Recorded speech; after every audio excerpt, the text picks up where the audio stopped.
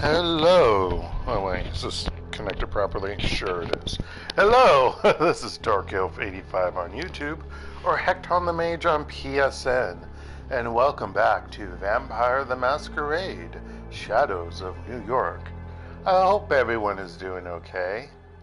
I am much better. Although it kind of took a while to get to be much better, to be quite honest. So, talk time. I'm trying to remember.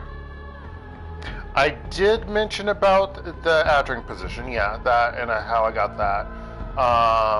And then, okay, so basically, I got the adjutant position at a college, community college. So obviously not a full-time position.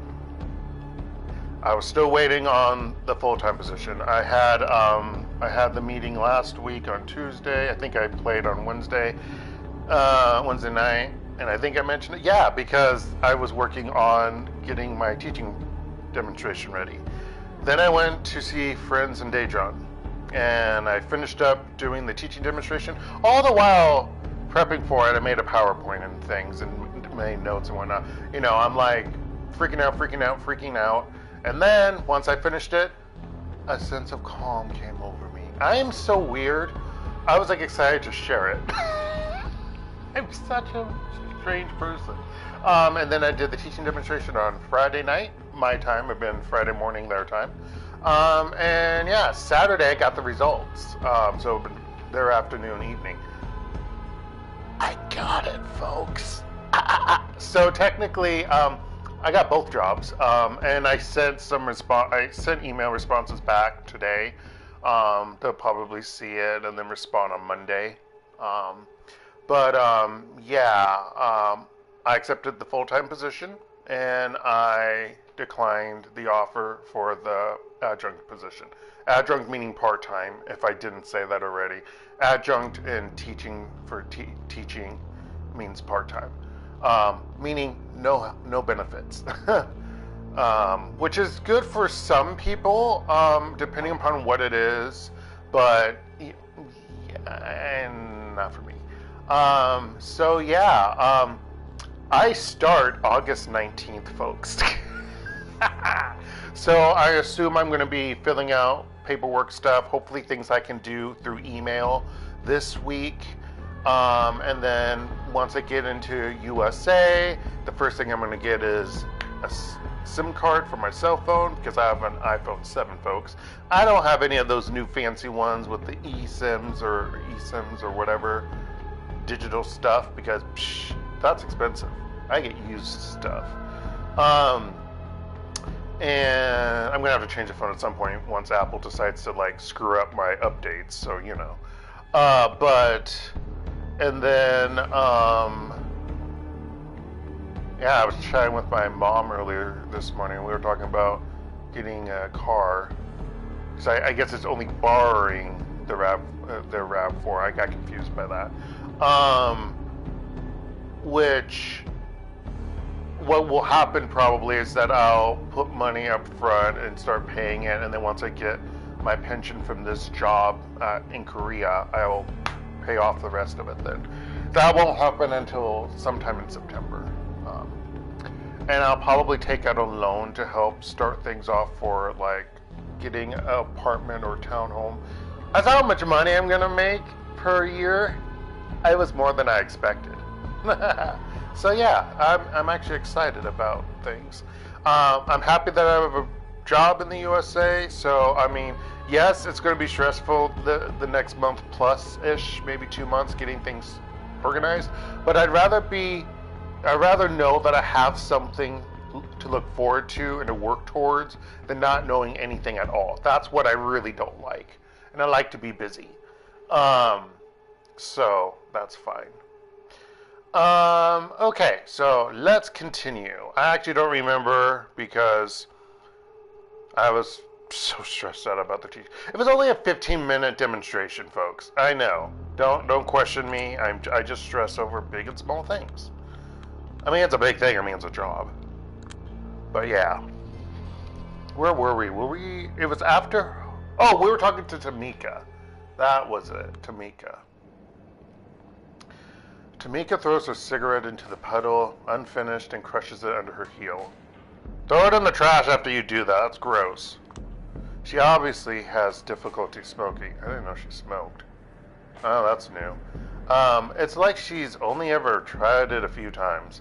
I assume she saw me carrying a pack and decided to try it to calm her nerves after the battle. Or maybe she just wanted an excuse to make our conversation less awkward. Who knows? So, are you planning to snitch on me, Shadow Girl? And why would I do that? Let me get this straight. You really think I am dumb enough to believe, for 1 second, that a Camarilla investigator would just so happen to stumble upon the alley where I just killed a bunch of SI motherfuckers? If so, you're the one who's dumb, sister. I don't care if you think I'm dumb. I don't care about SI. And I don't care if you believe it was a happy accident I met you, especially considering not even the sheriff knows where you are. But I care about solving the mystery of Callihan's death. And as it happens, you're one of the pieces of the puzzle. What? What are you talking about? I found this on his body. Well, what remained of it. I show her the note. She tries to grab it to read it, but I don't let her. Aside from your name, we've got Hope, Agathon, and D'Angelo. You know them? Passingly. Any idea why Callihan would need a list of all of your names? I might know why, yes. Do you? Absolutely. Do you know a man going by the name of Torque? Huh. Wrong button, Dark. I hit circle. Of course I do. Do you know about his connections to Boss Callihan, and by proxy to this listed me? No, I'm all ears. Well, too bad, because it's classified intel, sister. What do you mean by classified? Not free. Oh, great. As if I were in the position to, or could afford any sort of quid quo. Dang it, why do I screw this phrase up? Quid pro quo. But fine, let's hear it. What do you want? She motions towards the bodies. Toward the bodies. I've killed too many of these assholes. They're tightening the screws. As it is, New York City is no longer safe for someone like me. Well, not that it ever was. Oh man, bracing for something unreasonable. What I need is a way out of the city. You offer that to me, I give you the intel you need. Hello and welcome. Huh, would you look at that? That's something I can handle, actually. Yes. She raises her eyebrows. That's surprisingly confident answer for a practically stone neonate. I'm something of an immigration officer. Psh, gotta say, you sound awfully close to a cop. Almost as bad. A bureaucrat. A bureaucrat. I can speak, I swear. I know of a secret pathway that would lead you to the West Coast. 100% safe travel, and if you took it, you'd be untraceable. Sounds too good to be true. What's the catch? Wait until you see how much it costs. The only reason I know of this route is because a certain Nazi criminal, that's an interesting, I assume it's Nosferatu, but anyway, criminal group reached out to me on account of my position and offered a mutually beneficial deal regarding illegal kindred travel. R2. Clan Nosferatu, the clan of the hidden, are the untraceables, untouchables of our world. Lepers, sewer rats, carnies, scabs, warlocks. Embraced by Nosferatu results in extreme disfigurement, a nasty side effect of their blood. Their grotesqueries can mimic birth defects, cancer growths, or horrible injuries, but the Nosferatu are, by default, the most compassionate of the kindred, probably due to the humiliations they suffer on a daily basis. To blend in, some call on the blood to wear the borrowed faces of their victims, or to vanish altogether. Others get very, very good at stagecraft, costumes, prosthetics, and makeup.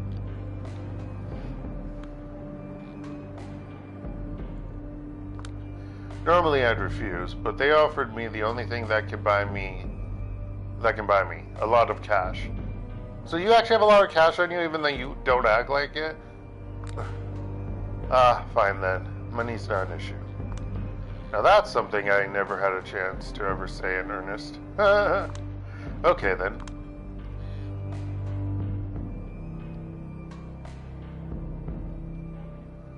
I actually don't know if there's a bad or a good way on this. I'm gonna be nice and do the last one. I guess you want me to help you out before you do anything for me? Of course, but would you even accept this kind of deal? Hell no. Right, so we need to think of something that actually benefits both of us. She's lost in her thoughts for a moment, then speaks up. Have you met Torque before? In the course of your investigation, or before? I wanted to, but on the Anarch side, I only managed to meet Mia, and she wasn't keen on the idea of the two of us meeting. Ah, yes, Mia. Her expression betrays she's got some vicious stories to tell, but it would be beneath her to divulge them. Too bad. Maybe it could be a bonding experience. You know what would help is if I had more light. I just don't feel like turning on the big kitchenette light, or the overhead light for this room. I should, but I don't feel like it. I have like a little small lamp light, way too far away to do any beneficial help. And there's still daylight shining in, but I have blackout curtains, so it's like, man. Kind of in the shadows. Okay. But whatever. So here's the thing. A few months ago, Torque and I were together. A lot of things happened. And long story short, I no longer feel close to him. But from what I know, he still feels close to me. Back when I thought there might be something between us, I gave him a ring that has a lot of sentimental value to me. And since these days sentimentality is all that keeps me going, I want it back. So my suggestion is, tell Torque's people I sent you to get inside his base of operations, meet up with him, ask him your questions, and convince him to give my ring back.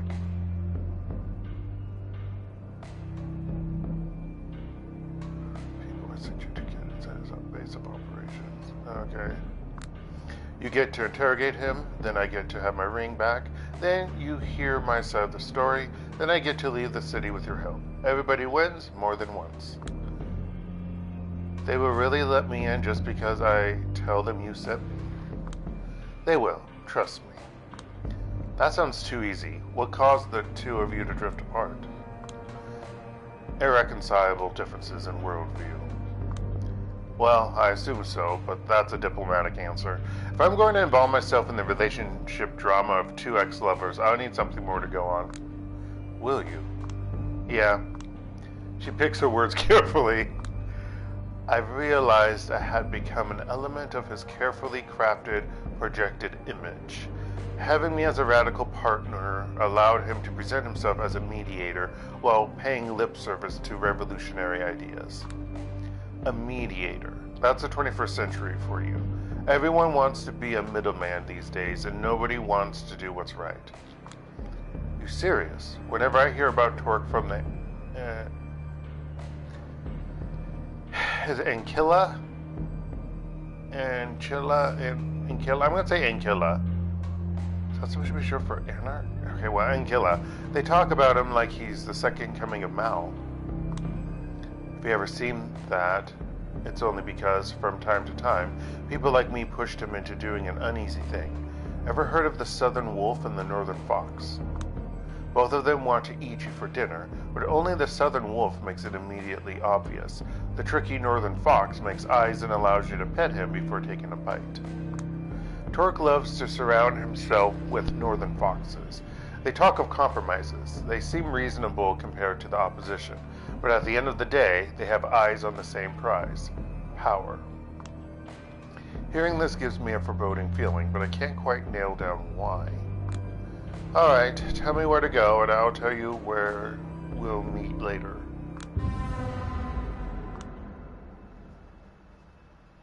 Time skip. I'm just chilling at Torque's when suddenly a shrill, loud voice pierces my eardrums. And what the hell? Oh, what voice did I give her? And what the hell are you doing here? That wasn't shrill, but whatever. Oh yay, it's the pissy lady from Turk's Inner Circles. I have to. Are you always this pissed off? Only when every tower bootlickers pop up to ruin my day. If you want me to act happier, make yourself scarce. No can do. Your boss let me in here. The hell he did. Get out. I thought you'd be more open to cooperation after our last talk. Now when you're trying to make deals behind my back, bitch. That's not her voice, but I don't care. I don't like his new look. And this is why. He looks like he's trying to look like the next Messiah. And you know, I just don't like it. I don't like his look. And I mean, there's a reason why he looks like that. But I just, you know, given like what he's doing or what he's faking to be or what kind of a puppet he is or whatever, I don't know. But I just don't like his look. Mia, it's okay. There he is, walking through the door, one of the most infamous New York City barons, or, as some people started calling him the moment Callihan met his end, the Baron of New York City. You said New York City barons.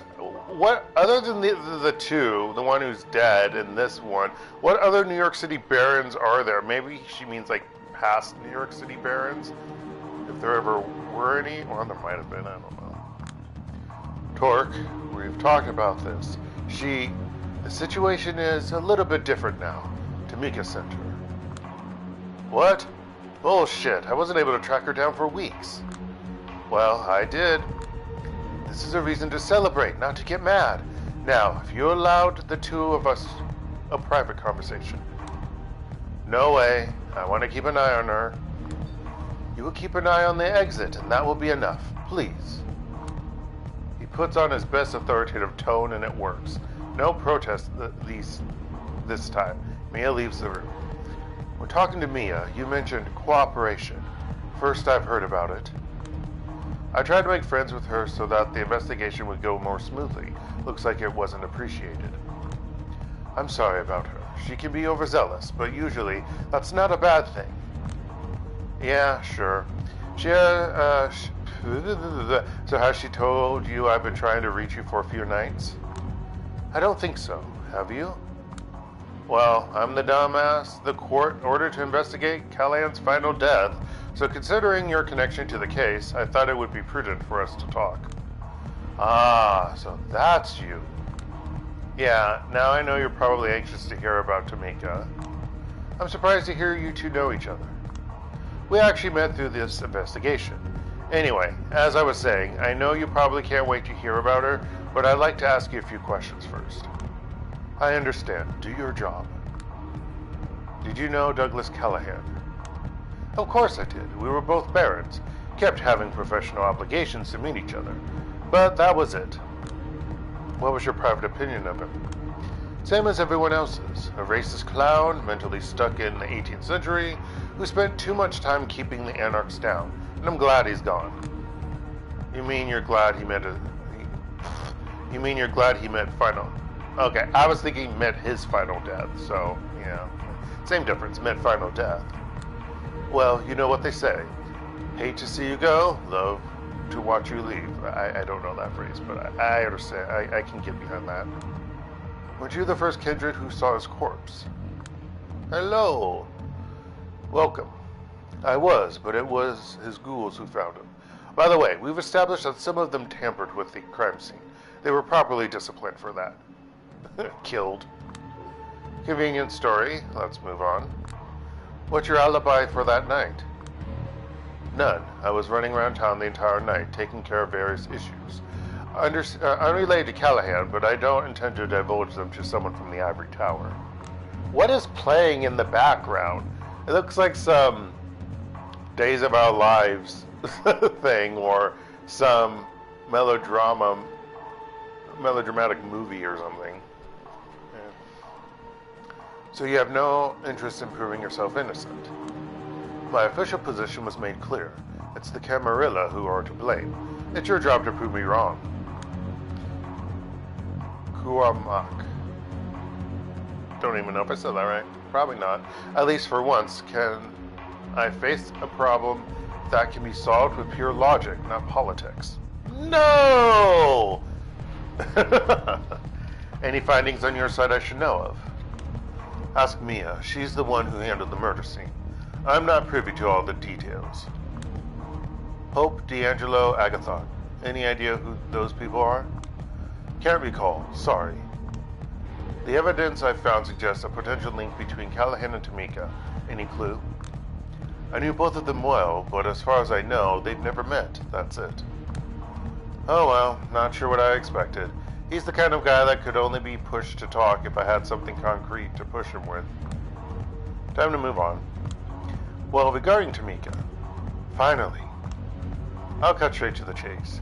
She wanted to inform you she will be skipping town for a while. The SI is hot on her trail and she needs to lose them ASAP. Oh, Fort.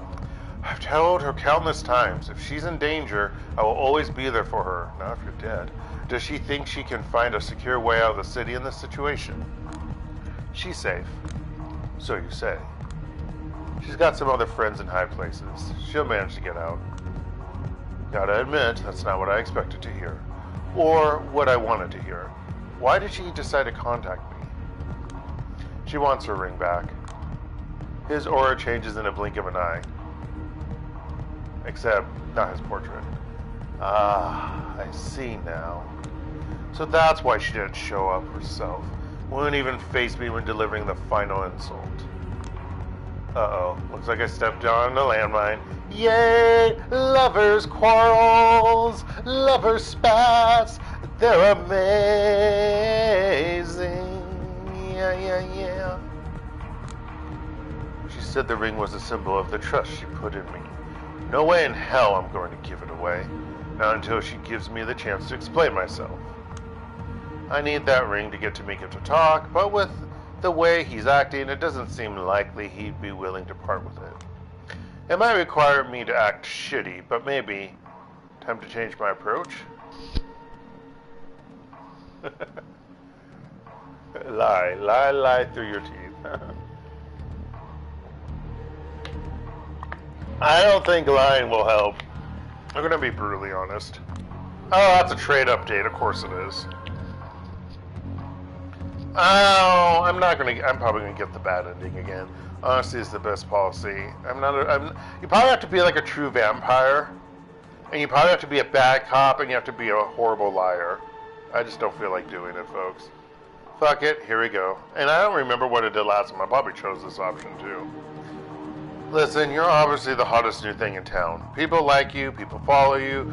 You're said to be the anarch people think of when they think of New York City. Good for you.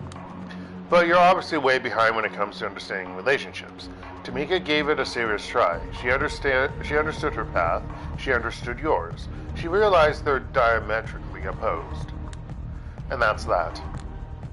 You're not going to change her mind by acting like a toxic shithead and forcing her to come grovel at your feet.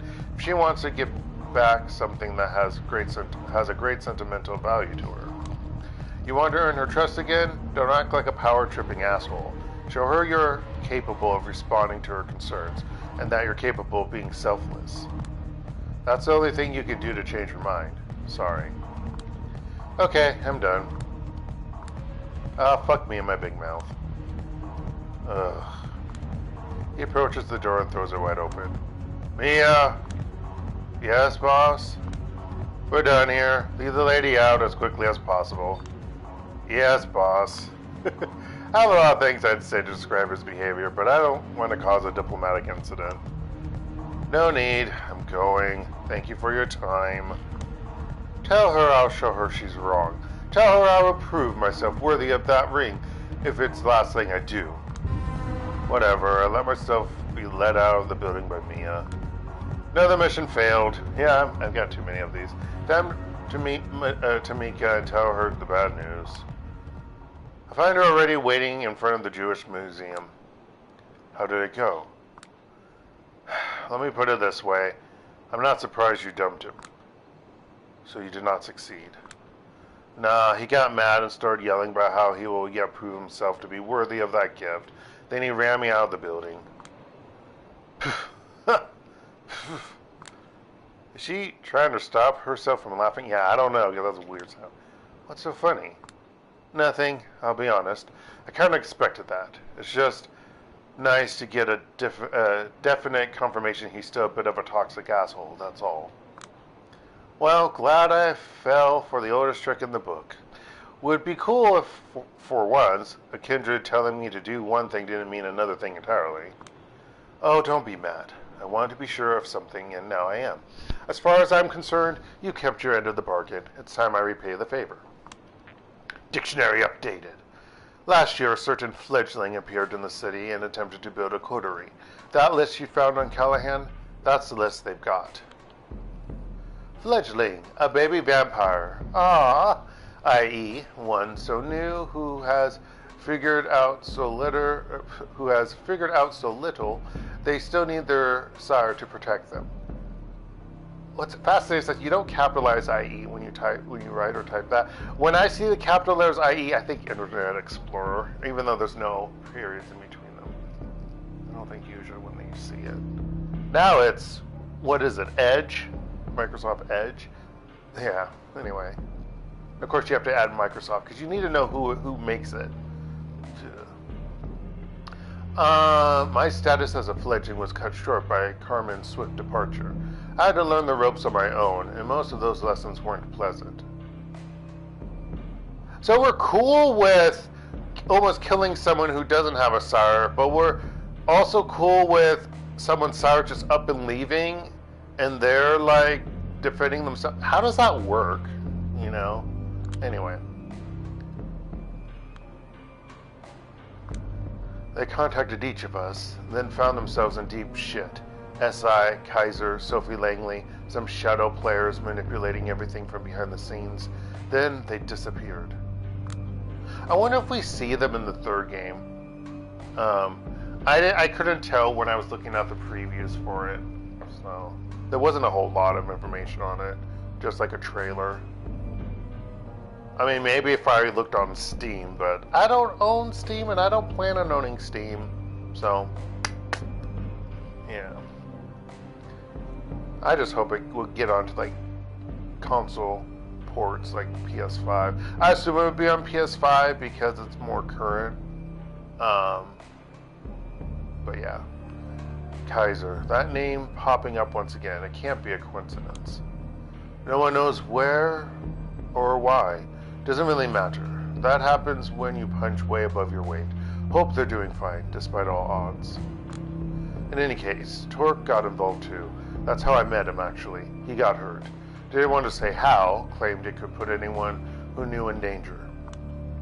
Whatever happened, it gave him the drive and the desire for a change. For 2 months, he was a beautiful kindred, plain and simple. But suddenly, something in him snapped overnight. His tone mellowed out. His actions became timid. His language became more befitting of a political science student than charismatic leader. He drank someone's blood. That's probably what happened. I assumed he met someone who made him an offer he couldn't refuse, but I had no idea who that was. Arturo! And then one night, I followed him when he went out, and I saw him scheming at the docks with Callihan. When he came back, we had an argument. When he refused to explain himself, I knew I was on my way out. And that was that. I understand. Wish I'd known that earlier. Might have confronted the facts with him and learned something more. He never told me, of all kindred. What made you think he would have told you? She's got a point, I suppose. Alright, thank you. Now it's my turn. Here's your way out. I point at the manhole below our feet. Here's a map of the sewers. Follow the route, then burn it. You'll be looking for a one-eyed Nosferatu wearing tactical gear. Tell him I sent you, then give him the agreed upon amount of money. What kind of route will I be taking anyway? An armored van full of precious coffins. My man knows how to arrange them to allow for unnoticed extra cargo. Her face darkens. The circulatory system. What did you expect? The rich and powerful always get the blood they want, one way or another. At least tonight, one of the roots will be used for something good. She drops her shoulders in resignation and opens up the manhole. Fine, but remember, if it doesn't work, I'll be back at your doorstep with a vengeance if it's the last thing I do. I'm sure it will work out fine. Just beware of a giant albino ghoul alligator while you're down there. What the fuck? Tamika rolls her eyes. Sewer ghoul alligator? For your information, it's just a story New York kindred tell to neonates to mess with them while they're still gullible enough to believe anything they hear about their new world. Oh, that makes sense, I suppose. Well, this is a goodbye. If in a few months you hear that the first light presence in Los Angeles has been decimated, assume that against all odds, I'm still unalive and kicking. This is the first time they have unalive hyphenated. All the other times they had unalive, it was one word. Hold on. No, sorry, that's unlife. I got that wrong. Never mind. If you keep killing indiscriminately, you might cross a line of no return, you know. Shouldn't you take it easy for a while? Not until my brothers and sisters in blood stop being slaughtered. I care about what's left of my humanity, but turning a blind eye on kindred in need would be even less human. So that's the kind of person she is, and probably will be until the very end. It must be comforting, in a way, to know how your path will end, yet to follow it all the same. I could never do that. Here's some parting advice for you. We might be monsters, but we were lucky enough to be born into a world that's even more monstrous than we are. If we rebel against it, we might still find salvation. If only I could believe it. Didn't expect the preaching tone. Why are you telling me this? Because I think I have a pretty good nose for people's auras, and when I take a good look at you, I smell a penchant for ruthless optimism. I smell the possibility that you'll give in to the fear of the dark visions of the future you've conjured in your head. It's not much, just a hunch, but you seem prone to giving in to the Camarella's empty promises of safety and their petite bourgeois values. I think I should take offense to that. I hope you do. That would reflect on you well. In any case, whatever happens, see you in the next life, Julia. Safe travels, Tamika. I skipped tonight's visit to the church. Yeah, you should suck someone off! I'm not in the mood to see Benoit. I'm still embarrassed about yesterday's outburst. I'm kind of pissed none of the clan elders in Chicago bothered to reply to any of my fucking reports. No advice, no feedback, nothing. I feel like I was left utterly alone. Besides, it's late. I always get back to the apartment early in the morning, right before it gets bright. It's getting risky to be out here so close to sunrise. Accidents can happen. Oh, I think I know what's going to happen next. So are any of her elders, since this is Chicago, they're in Chicago, not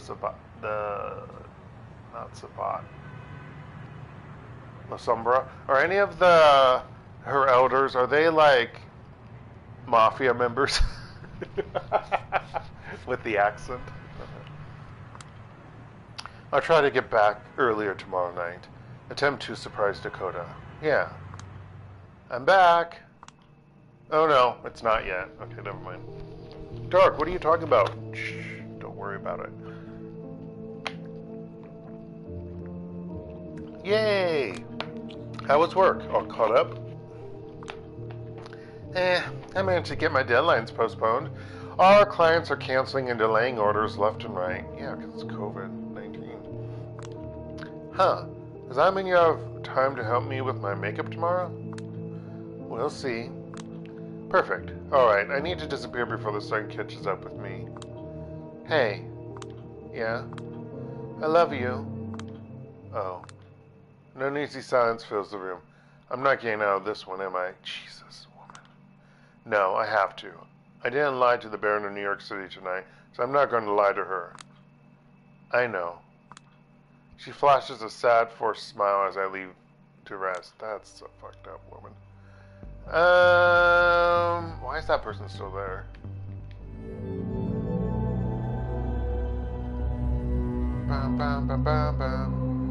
Finally reached Beak Beat Burger. BBB!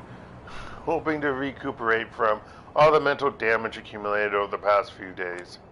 Only to find out the doors are locked and nobody's inside. Yeah, COVID-19! No, I need to be soothed. I need my routine. You absolutely got to be fucking kidding me.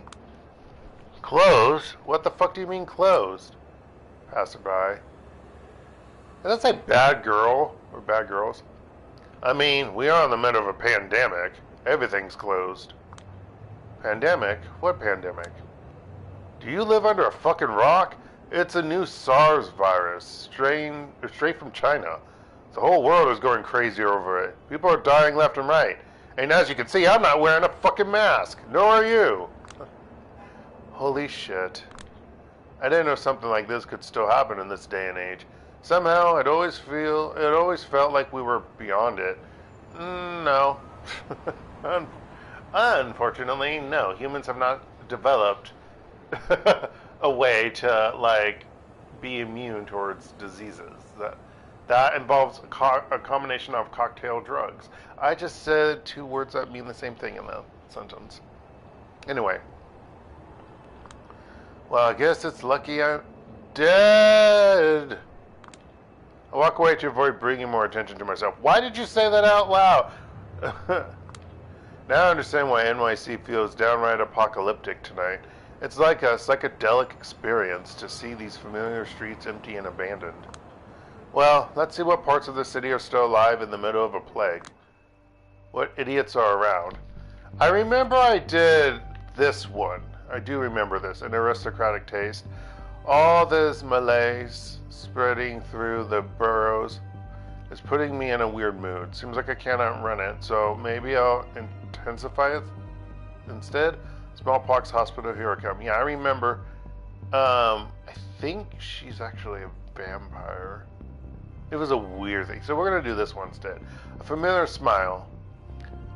It took just 2 days for this city to go all the last man on Earth. Probably won't have a better chance to soak in the atmosphere. Someone asked me right at this moment how to define the meaning of the word eerie. I'd look them straight in the eye and say, just take a look around, idiot. But with the exception of a few stray dogs, there's no one around to ask. Okay, so I have to be honest. In Korea, I know in the USA, there were like, and I know in other places too, there were like lockdowns and stuff. Korea didn't have that. Korea actually, their borders didn't close. And I know because I was here. But, so, you know, like actually, I would go to coffee shops. Because mainly, you know, I was trying to support the businesses, you know. But, you know, I would go to local places and whatnot, you know. Yeah, like, and I had to go get groceries, so, that was a thing. I think at that time I went alone. I didn't go with my friend because, he was afraid, because he's like 10 years older than me. 15 years older than me, because he's in his 50s now. So we're going to say 15. I don't know exactly how much older he is than me. His birthday was actually on the 10th this month. But yes, yeah, they didn't close completely. I mean, when there were cases that popped up, obviously they quarantined and segregated things, and that happened a couple of times. That happened a couple of times around where I was, and that was frustrating. Like someone in the dormitory had it, I guess, and they no, it was someone in the women's dormitory, because there's the men's dormitory and the women's dormitory, even though the men's dormitory technically have some women, but we won't go into that. There's more women, female students than male students on campus living, so that's why. So I guess someone in the female dormitory got it, and they closed both of the dormitories, and everyone had to get tested. And so then we were like locked in quarantined I mean, technically it's segregated, but, well, segregation has other meanings, but quarantined in our rooms, or in Micah's apartment. And that sucked because I didn't hear the announcement because it wasn't going off where I was. And I think I was playing a game at the time or something. And then finally I like went down because I was like, I saw text messages going. Of course I didn't see, they weren't beeping. My phone doesn't like showing text messages at times when it's an active thread. And so I noticed that people were saying that they had to get tested and whatnot, and I was like, what? So I went down. Finally, they go and lean me out to get tested. I, unlike everyone else, was able to get some kind of, they were giving food to people. I didn't get anything, and of course, that was the day that I was going to go grocery shopping, so I had like nothing in my apartment. It was really annoying. But, yeah, that was just a case of example. But, like, yeah, they did it. They had rules in place for it, and for the most part, people abide by them because, unlike the USA, people actually listen to healthcare providers here. I'm not going to sugarcoat that. USA, a lot of people are crazy. But there were the incidences of craziness that occurred where people did stupid crap, like what they did in the USA. Usually it was like the politicians that did it, from what I heard in the USA. But there were other crazy things like church gatherings and whatnot. It's like, what the fuck? No. And then you all got COVID. There were a few of those that happened like in Seoul and other places. I think Daegu may have been another place. But anyway, it wasn't a complete like shutdown. That's what I'm saying. But it's not like I was going to leave anywhere to visit someplace. Like, no. This was a much safer place to be in during COVID-19 than other places. I felt much safer in Korea than I would have probably been in USA. And that is not a lie, in my opinion. All right.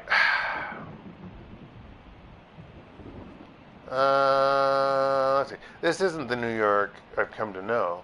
I can't help but perceive it as artificial, real, but with an uncanny apocalyptic quality, like a citywide roleplay of some trashy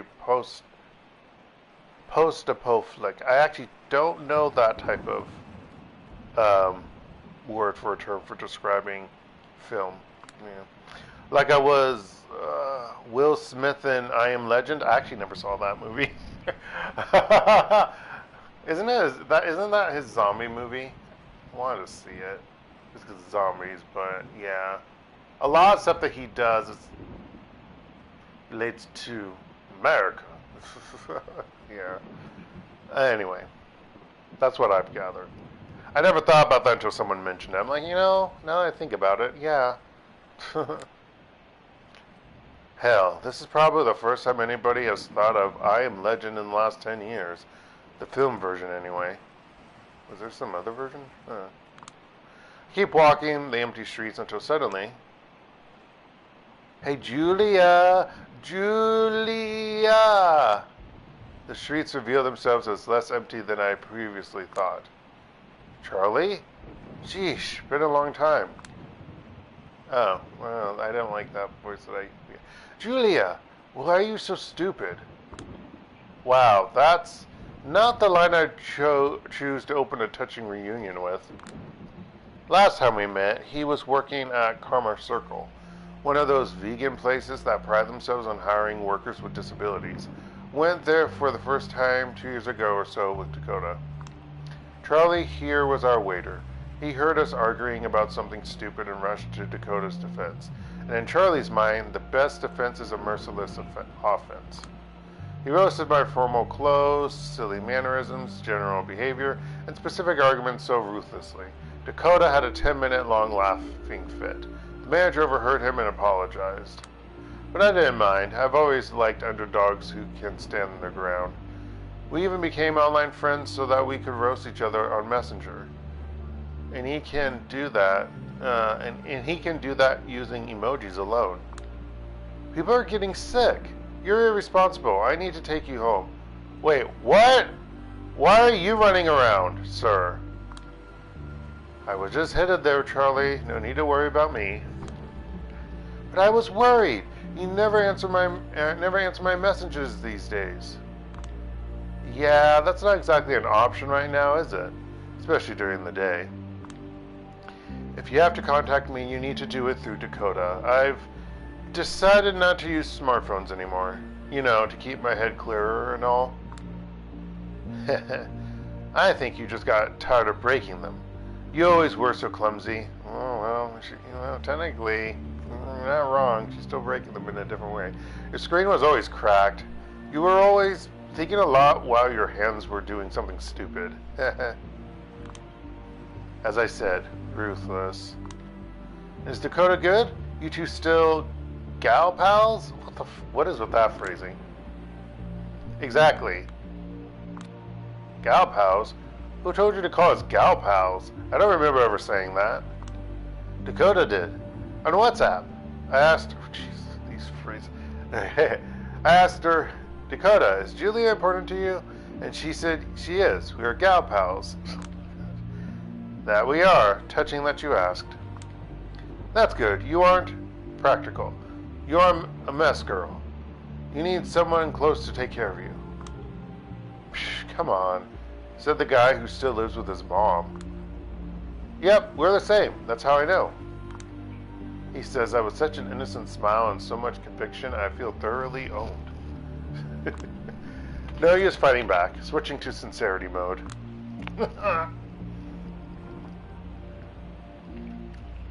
And she just thought, don't tell her this, but I'm not sure if we're making each other happy, and that worries me. Like, a lot, you know? Ha, that's because you're being stupid. What is calling her stupid? Hey, I'm being honest now. Don't be mean. I didn't say you're stupid, but that you're being stupid. There's a difference. Oh, yeah, that is true. Guess that's something your mom says all the time, huh? When you're in your head for too long, you always trip over a glass of water or break your phone. That's when they call you stupid. When you argue or when you joke, that's good. That's progress. I'm always in my head. Ugh, gross.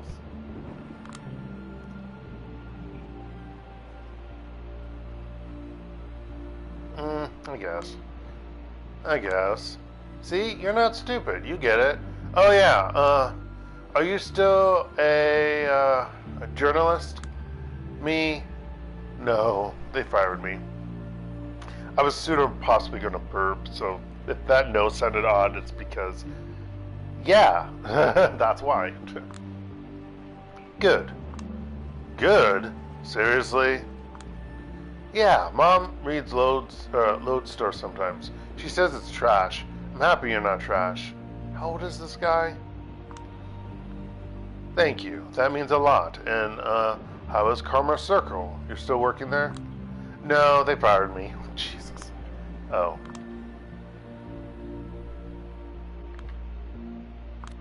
Because of the virus? Don't know. There's a new boss, a stupid guy. Doesn't like me. Hope you didn't call him stupid to his face. He throws me an impish side glance and moves his eyebrows up and down with comedic timing. But I did... I snort uncontrollably. Jesus. Shit, Charlie, you're unbelievable. And how's your mom? She's sick and doesn't want me to come by her room. She sent me out to the pharmacy to get her medicine, you know. Fuck, I hope it's not serious. It's stupid. We have to take care of each other, but we can't even see each other, you know? Now I feel like trash for wanting to complain about my own troubles. You doing good? Yes, I'm strong. He poses like a macho man, I laughed. You stay strong too, Julia, and write something from time to time. No promises. Hey, I'm forced to be an asshole to Dakota, and we stop being gal pals. Will you forgive me? Let me think. No. Exaggerated thinker pose, I swear, this dude. No, yeah. Then he turns away and disappears into the night. I swear, I don't know how to handle this guy. He always has to have the final word, even against a vampire. That's probably why I still respect him so much. Oh well, time to follow suit and make myself scarce. Why am I not sucking anyone off? Jesus. Actually, what were they talking about? Something about... not being able to see each other. Oh yeah. So during COVID, there was one time I rarely post on Facebook nowadays. Well, for a while now. But when I was like really down about COVID-19, I did make a post about, I wish this, yeah, which was annoying, but I was emo. Yeah. The time comes for me to meet up with Qadir, and hopefully D'Angelo too. Last position on my list. That is correct. That's not what I was thinking was there. The last position on my list. This better be good. And this is D'Angelo's agency. Looks like a dump. Blech. Perfect for the Clan of the Hidden.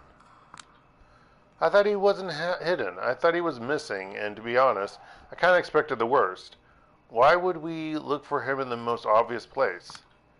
I've been asking around, and I've got a hunch. Just trust it and start looking. Fine. Who is D'Angelo, anyway? He's a good man, a useful man, but it took me time to get used to him. He takes sleuthing very, very seriously. His thing is acting like an idiosyncratic noir detective. I heard it helps him cope with something, but I never felt comfortable tackling the subject. I think you kind of find out what it is when you're doing his side story in the last game, but I forget. Doesn't sound too quirky by this city's standards. Wait, what is that? There's a rat on the floor, frozen in an unnatural position. Weird shit. Examine it. Despite my disgust, I picked the rodent up. That's what being an investigator is all about. Leave no stone unturned. Shut up, this is so gross. What have you found out? I take a close, hard look at the rat. It's alive, but from what I see, he's just stretched out and grinding his teeth without a care in the world. That's called bruxing. Wait, what? What? Yeah, exactly.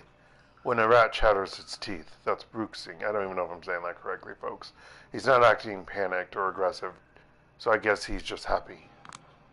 I look at its face. I don't know. His eyes keep coming out of the socket and going back in. It looks disgusting, like he's in a lot of pain. So he's boogling. He must be really content. How does he know so much about... Never mind. I'm getting an eerie feeling. This is weird, man. I have a feeling there's a kindred hiding nearby weird. My thoughts exactly. Qadir slowly approaches the secluded corner of the room. And there it is. He kicks a pile of clothes lying on the floor. I don't know what voice to give him. I'm just a corpse. Leave me alone. Lucky for you, we're all corpses here, D'Angelo. You're among friends. Clumsily, drunkily, the pile of clothes transforms into an unkempt man who looks like he's suffering from some sort of skin disease. Wait, she's wearing a dress? I didn't think she was wearing a dress. A true friend would just bury me. Unlucky for you, we're not that kind of friends. Lucky, unlucky, schmucky my ass. How did you guess I was here? See, I've been asking around for the past few days. What I've learned is that, for reasons that can be best described as nebulous, you've made quite a few enemies since last year. Yeah, tell me something I don't know. Oh, I got a message.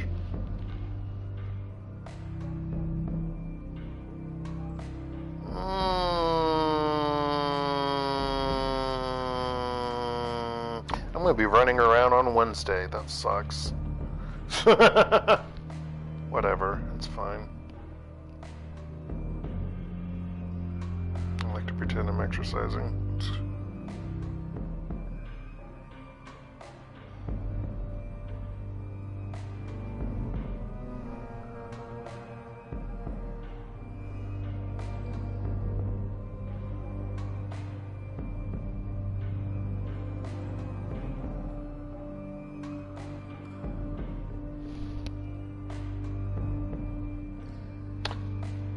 Hold on. Okay, I actually have to check something, folks, so I'll be right back. And actually, yeah, I'll probably... I don't want to brush my teeth, but I will do some other things. But I need to check something as well, so I'll be right back.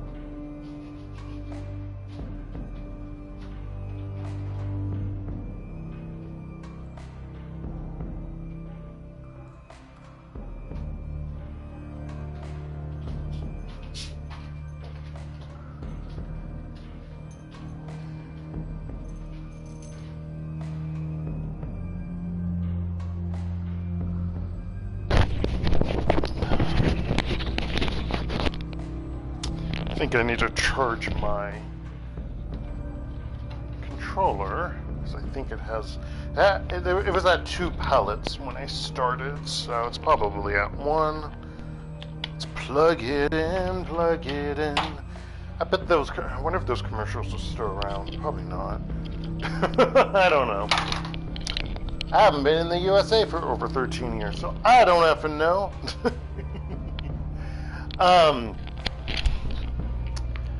So, the job that I'll be getting more info on and filling out forms and stuff. Oh wait, and of course I need to respond to this message. Shoot. I forgot that I didn't send the message because I was checking about the message. There we go.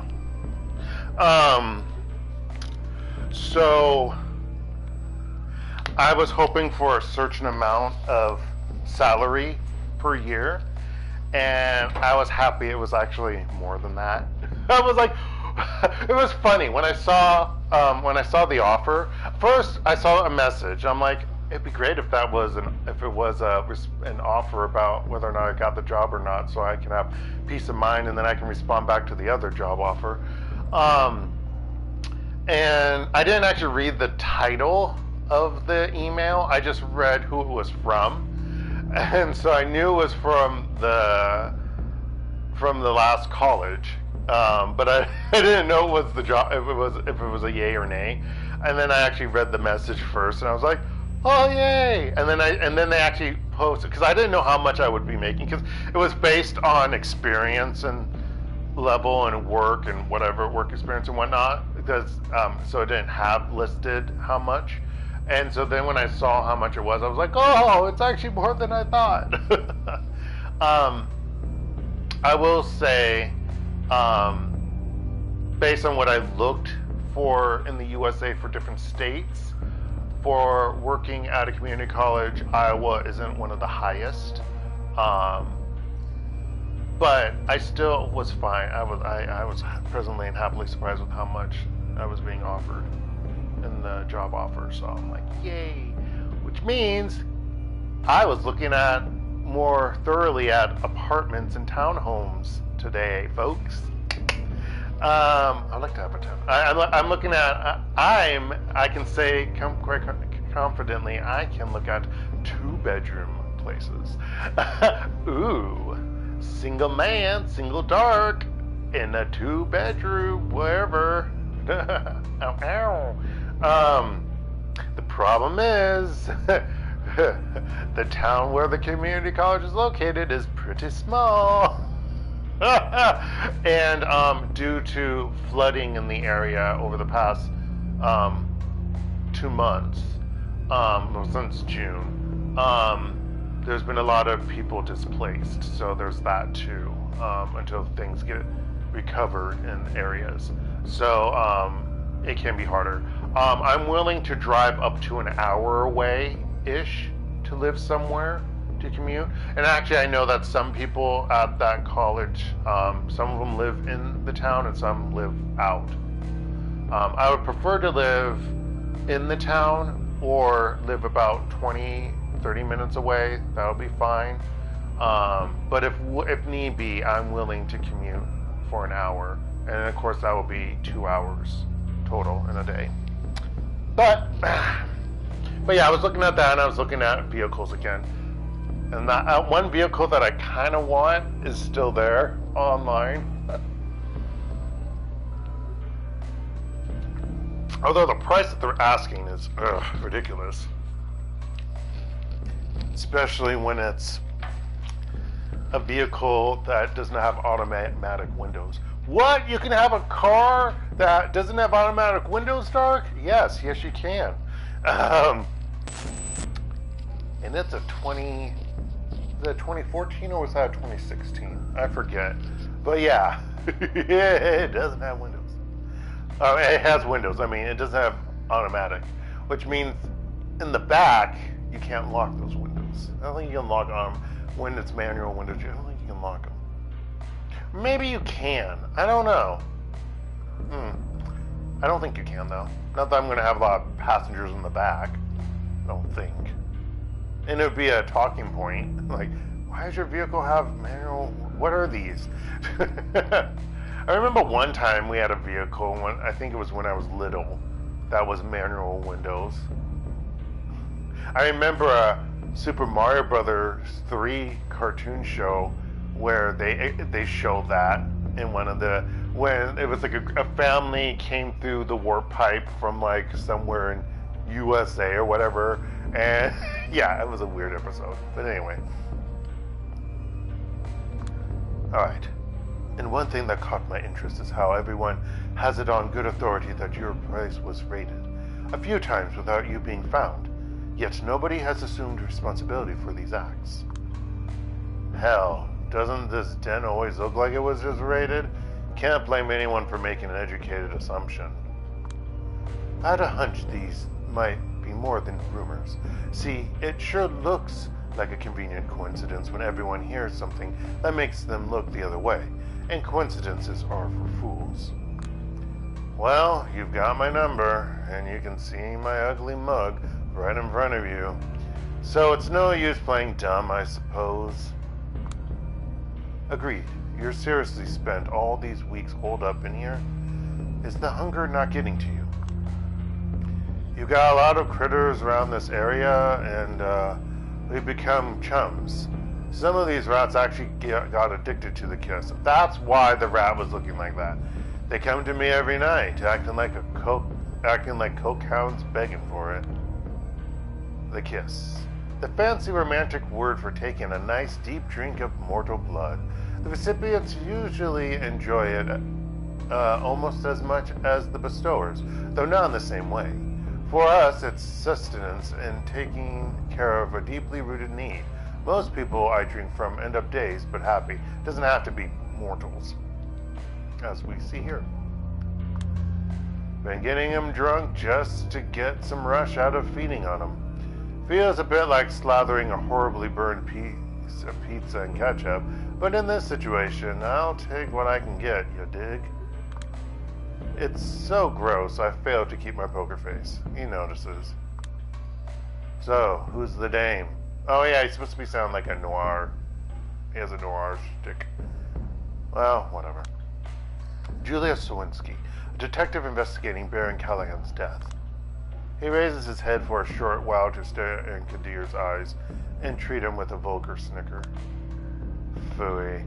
So someone has finally put the old man on ice. Whoever did it did the world a huge favor. Absolutely, but I got orders to establish who that was, and I've been stumbling in the dark for the past few days. We need your help. I'll be damned. Your sleuth skills must really not be up to par if you're begging a bum for help.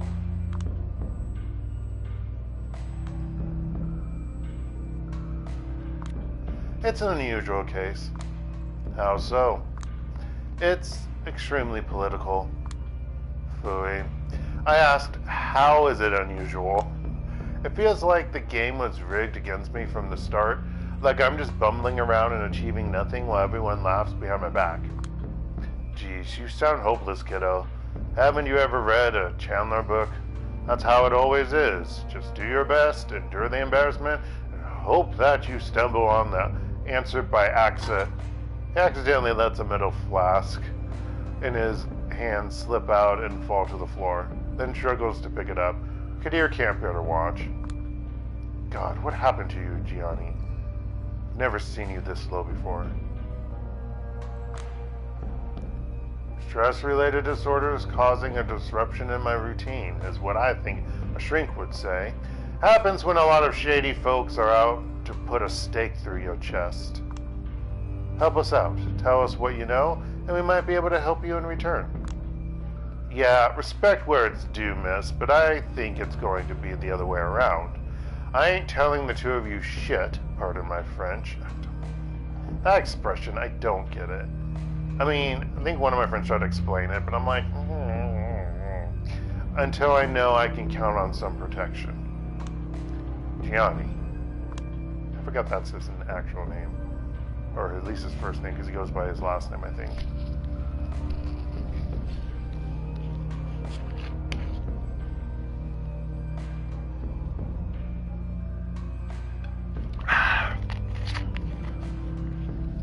But seriously, I didn't think she was wearing a dress. I thought she was wearing a suit.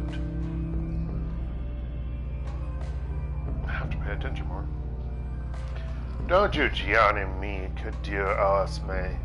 I know your level, but I also know that your honor is one of the few things you care about. You want me to endanger myself, you put it on the line for me. And that's that. You either promise to extend your protection to me, or the moment you step away from here, I sneak away into the sewers and that's the last time you'll ever see me. Qadir shoots me a wary, sideways glance. I know, he drives a hard bargain. Especially for someone whose sense of self-worth does not exactly appear to be sky high at the moment. I'm amazed that he would say that phrase, sky high. Maybe. I do value my own life quite a lot. Thank you very much, friends. Qadir sighs. Alright, but 3 months from now, or the moment Prince Panhard tells me it's no longer possible for the court to offer you safety without compromising its principles, you're on your own. No negotiations. That's the only deal I can strike with you. Take it or leave it. D'Angelo scratches his head, grunts loudly, tugs on his mask, and stands up.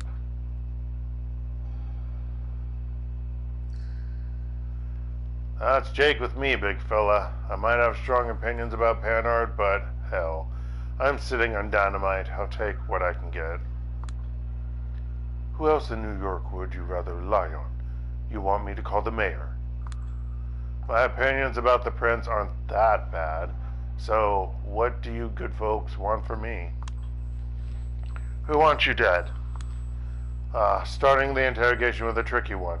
Wouldn't I like to know? Step up, Gianni. You seem to be forgetting how quid pro quo... Why do I screw up this phrase, and why do they keep using it? That's the other thing. You seem to be forgetting how quid pro quo works. Wouldn't I like to know? Won't cut it. What can I tell ya? That warlock, Agathion, or whatever his name is, presumed dead. Tamika, MIA, with SI on her back, so possibly KIA by now. Hope the kook, hidden in her office under Vanderweyden's skirt. Around the time they started having trouble, some rough-looking streetwise kindred started hanging out at my usual spots. Didn't take me long to connect the dots. Wait, what is the connection between you and those three? Ever since last year, folks started hiring us for various gigs, some even trying to get us to join their coteries. All of these opportunities were rather short-lived. However, the delicate tightrope act of working for various employers made us fully aware there is an intra-sect alliance in NYC. Kindred from both sides often work for the same goals without knowing it. The moment we started figuring it all out, a cleanup crew went downtown. I know the serious warlock boy sniffed something out in his own backyard, but then, poof, he disappeared. Then I lost all contact with Hope and Tamika and went AWOL. Hope they're doing fine, and they didn't snitch on me to anybody. They are, and they didn't even tell me you guys knew each other, so I think you're safe. Huh, wait a second. Why were you milking them for intel, kiddo? I found a list of 4 names on Callihan's remains. You can probably guess what they were. I get the picture, yeah. Christ almighty. I've heard it was just a list of freelancers, potential associates, probably prepared by Carter Vanderweyden. My money is on him being involved, but I smell bullshit. Have you got any idea who might have done the boss in? Any more clues? None at all. That's where we want you to come in, friend. Investigate the murder scene the way only you know how. Tell us what you think. Guide Julia in the proper direction. D'Angelo sizes me up, scratching his head. Sure, whatever. I'll try my best, kiddo. Lead the way. I'll drive you there, or at least as close as possible. I wouldn't be welcome that deep in Anarch territory. Just clean yourself up a bit, Gianni. I just had my upholstery cleaned earlier this week. He's not in the front, he's in the back. He's probably in the back. That was an interesting scene. After dropping us off at the same place Catherine first introduced me to Mia, Qadir quickly drives away. Here we are. Swell, a classic closed room mystery. Let me take a look. The corpse remains still there. What the fudge?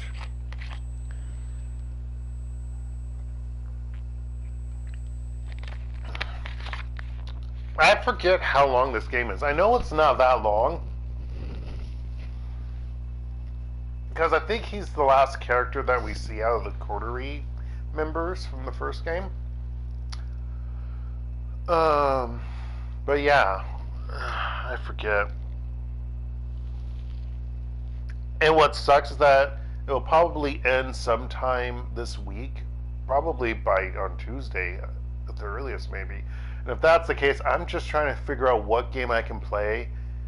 There's nothing I can finish before I leave, folks, and then I don't know how long it will take for me to get things set up, and when I will start playing again or streaming. That's a very good question, and that I cannot answer. But anywho, he starts walking around the office, carefully taking in every element. So, you're saying you're basically a nobody, but you can simply call Catherine Vase and have her open Sesame and Anarch crib for you? Don't know. Sure sounds like somebody to me. Don't misunderstand. I only met her during the course of this investigation. Everyone's basically been treating me like dirt wherever I go, and I'm only acknowledged enough to legitimize the sham.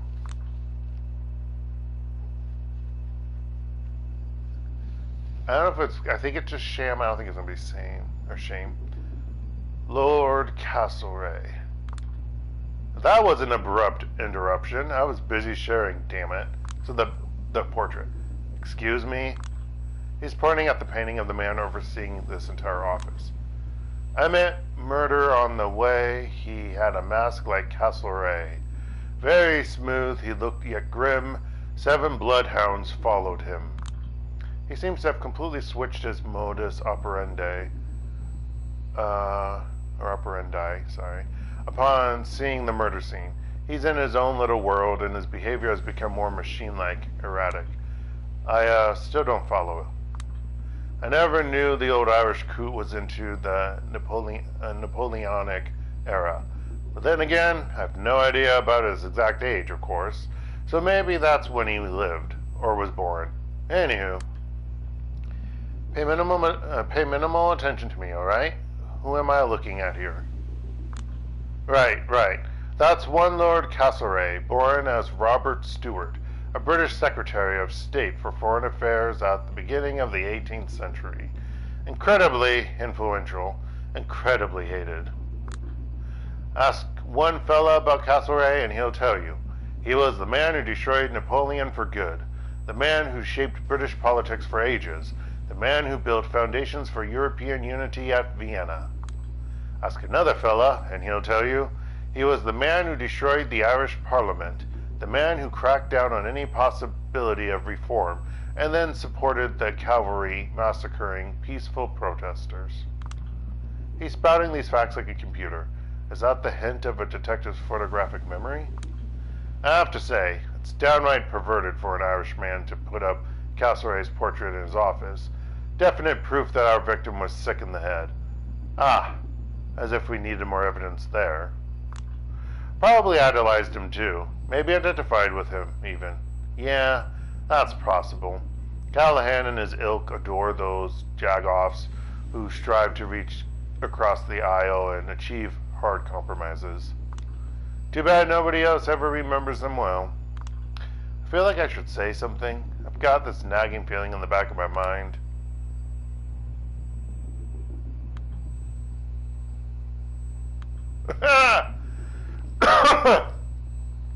It's pretty good looking.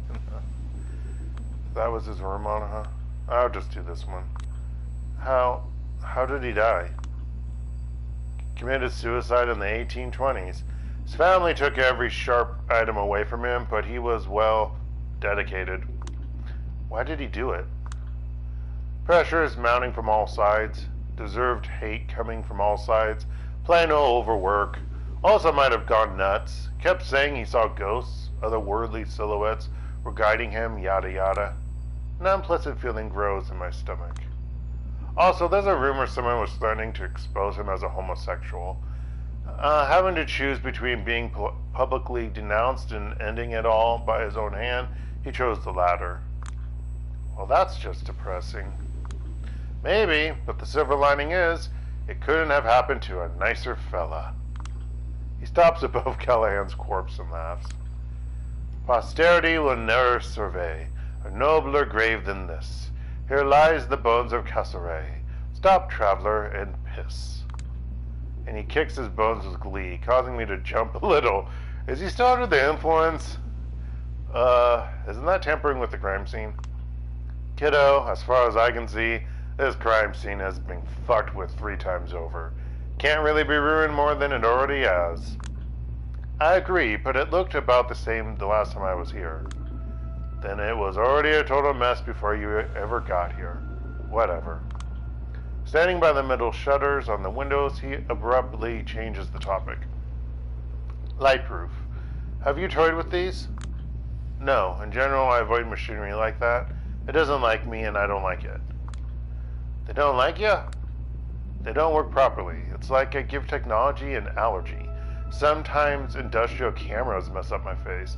Sometimes I can't use a phone. You think it could be useful, but it's just a curse. I see. You think these blinds could have been the murder weapon?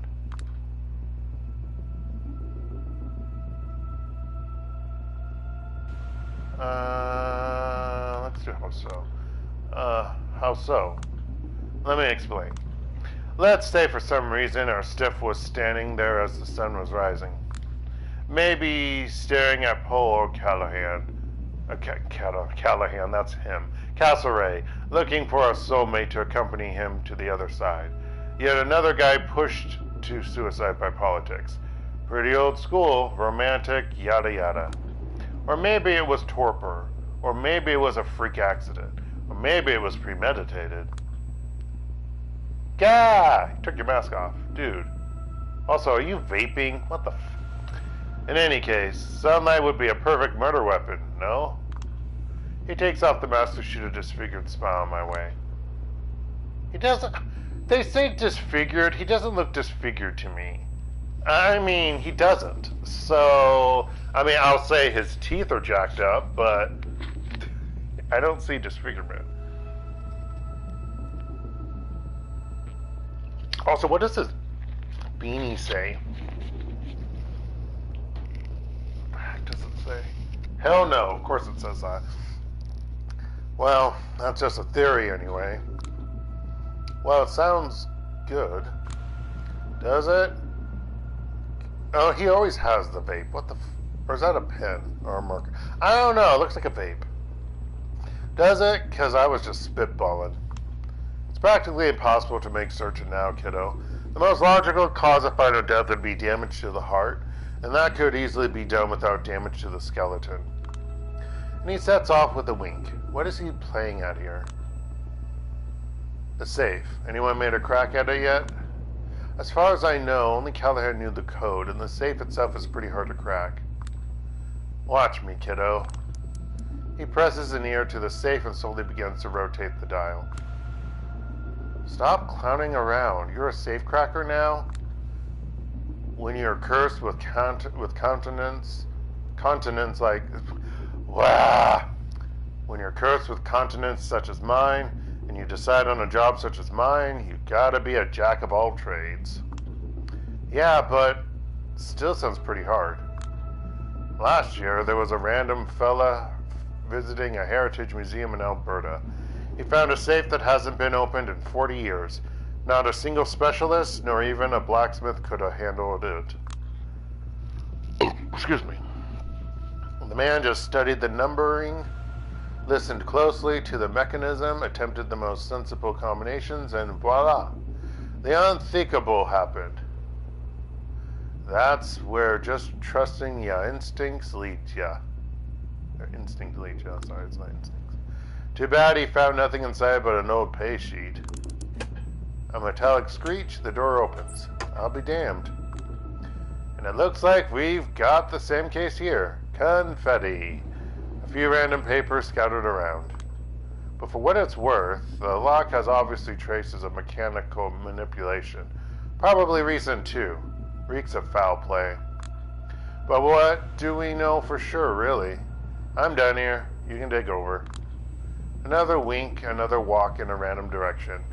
I look inside the safe, quite spacious. Haphazardly grab everything that's left inside the safe and hide it on my person. Then close the door so that nobody knows he managed to crack it. When I turn around, he's motioning me to come closer to a sheet of paper lying on the desk. So yeah, kiddo, you probably know the entire beeswax about Schrodinger's cat. I'm not gonna bore you with that, but honestly, anything could have happened here. I read the text he's written on the empty page. Oh yeah, I think he's saying it's bugged. This place is wired. It gives me chills. That's why he was saying that stuff.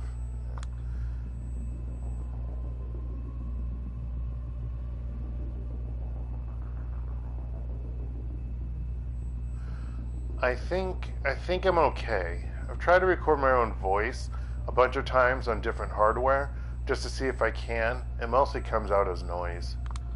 He nods, then starts scribbling something else as he continues blabbering on and on.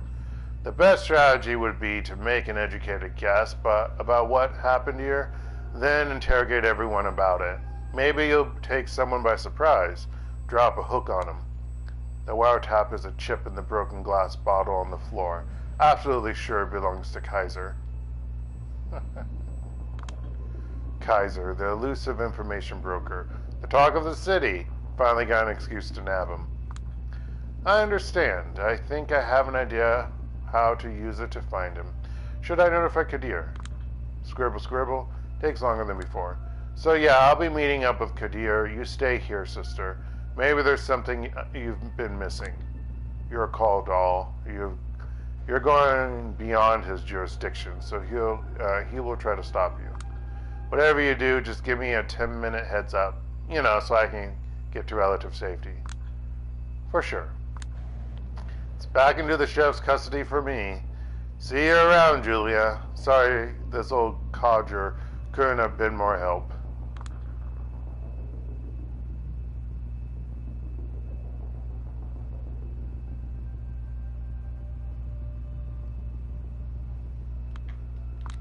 If I don't contact him in 2 hours, let Qadir know what happened. I'll be going.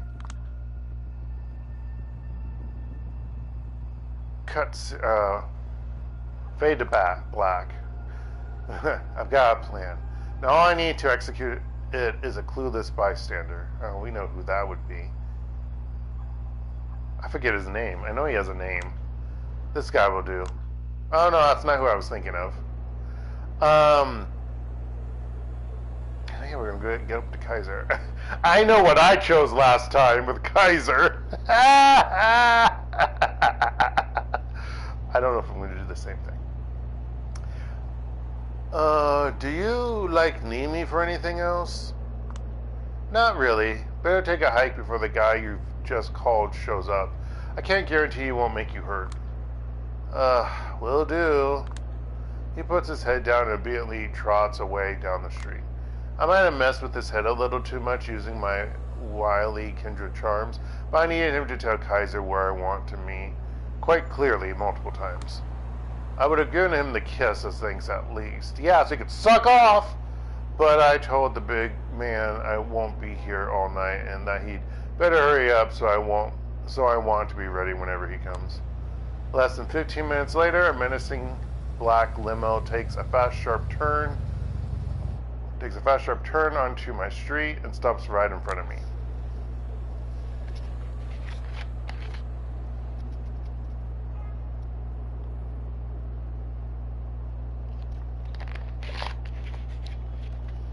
Excuse me.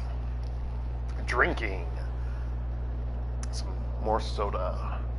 I had this strawberry soda that has 5 calories. That's GS25's thing or brand. GS25 is one of the convenience stores. There's one in the dormitory. I'm not gonna miss that, folks. I am not gonna miss having a freaking convenience store near me because I didn't like it, especially when it was upgraded from a peony jam, a small type of convenience store to an actual convenience store, and meh, because there's other stuff, better stuff. Well, better isn't bad for you stuff, Not gonna miss that. Anyway, yeah, and then now I'm actually drinking cherry Coke, actual cherry Coke. Well, 0 sugar and calories and whatnot, but actual cherry Coke, not the E-Mart no brand's version of cherry Coke, which makes no sense because Coke is short for a brand name. Anyway, suddenly something like an acid flashback hits me. I know this limo. I've seen it all around over the past few days, but never thought it might be tailing me. Still, it must have. Excuse me. Looks like I'm finally about to get some answers. Doors open and a raspy voice comes from inside. Shit. Get the fuck in, Sowinski. I smile and accept the invitation. There he is, Kaiser, the king of New York City's information highways, surrounded by screens, speakers, and newfangled technology, gizmos of all kinds. Humph. First impression, he's one repulsive son of a bitch. D'Angelo was also a sewer rat. He might have had similar physical disadvantages, but at least he was wholly endearing. With this guy, there's no room for any kind of sentiment. He's inhumanly cold, and I get the feeling he's been like this for ages. You're getting on my nerves, little lady, and I'm far from being the only one. I get the sense he meant for all this to be threatening. Instead, I'm elated. After a week of running around like a headless chicken, unsure if I was getting anywhere, finally I get a compliment. If there's one thing I learned back in Ladestar, it was that you only know you're doing your job correctly when someone powerful gets visibly mad. I have no idea what you mean. No need to play dumb, especially considering you're a natural. The art hole, double spiral, the SI, Torque's Den. How does it feel to have made enemies absolutely everywhere? He scoffs at me with pure contempt. Listen, I will speak as plainly as human possible to get this through your little head, since it's obvious you're not willing to read the obvious signs. You were hired for one thing, and one thing only, little lady, to suck at your job, and you couldn't even do that correctly. People keep stopping by my limo this week, telling me, Kaiser, dear Kaiser, we keep trying to make her understand how hopeless she is, but she just won't get a clue. She doesn't have any evidence, she doesn't have any testimony, but she still goes around knocking on everyone's doors, causing disturbances. It's such a fucking headache. Usually I try to be a jovial host, so I cheer them up. She's not that much of a dunce, I say. She's making mountains out of molehills to try her to make herself seem useful, I say. She's about to stop. But you, in your infinite idiocy, decided to prove me wrong in the most spectacular fashion by knocking on my very own door, forcing my hand, threatening me even. Are you artistic or something? Huh? Can't read basic fucking social clues? Stop for 1 second and ask yourself. Cubono? Cubono? I forget how. Yeah, Italian. I don't know. Yeah. Cubono?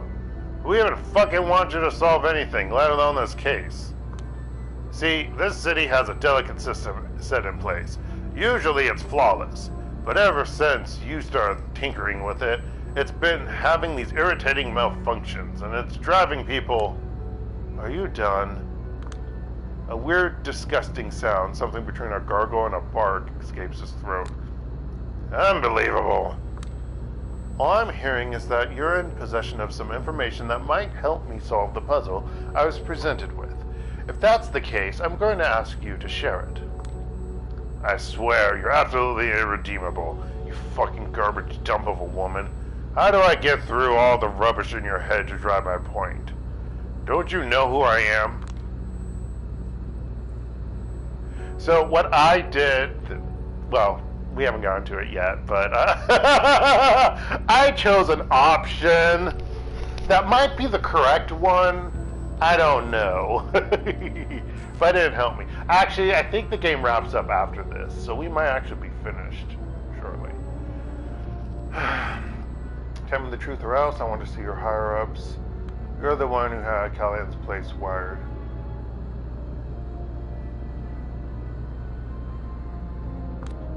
Oh, I know who you are. You're the person who hired Callihan. You are the person who had Callihan's place wired. which makes you a possible witness of sorts, or even a suspect. Psh, for Christ's sakes, woman, get real. Even if your accusations were correct, then who, pray tell, who would you report them to? Do you even know what kind of people I answer to? No, care to acquaint us? Is that really what you want? You want to know who pulls the strings? Give me 10 minutes and I can arrange a meeting. But this is your last chance to turn back. If you don't, I can tell you now, you're going to be sorry. The Big Kahuna. Finally, now we're talking. Yes, the Big Kahuna. So this is your final answer, huh? Absolutely. Unbelievable. He takes out his phone and begins furiously typing. I relax in the seat. Finally, we're getting somewhere. It might be dangerous, yeah, but at least I will finally get a clue of what's going on. Not for. I'm just saying, this is the point of no return. My boss doesn't fuck around. Best case, you're going to beg him to take you in. Whatever, he keeps grumbling under his breath, but I'm not even listening. I just watch the streets go by. Until out of the blue, I experience a strong sense of foreboding. Whose shadow is that supposed to be? Agathon, is that you?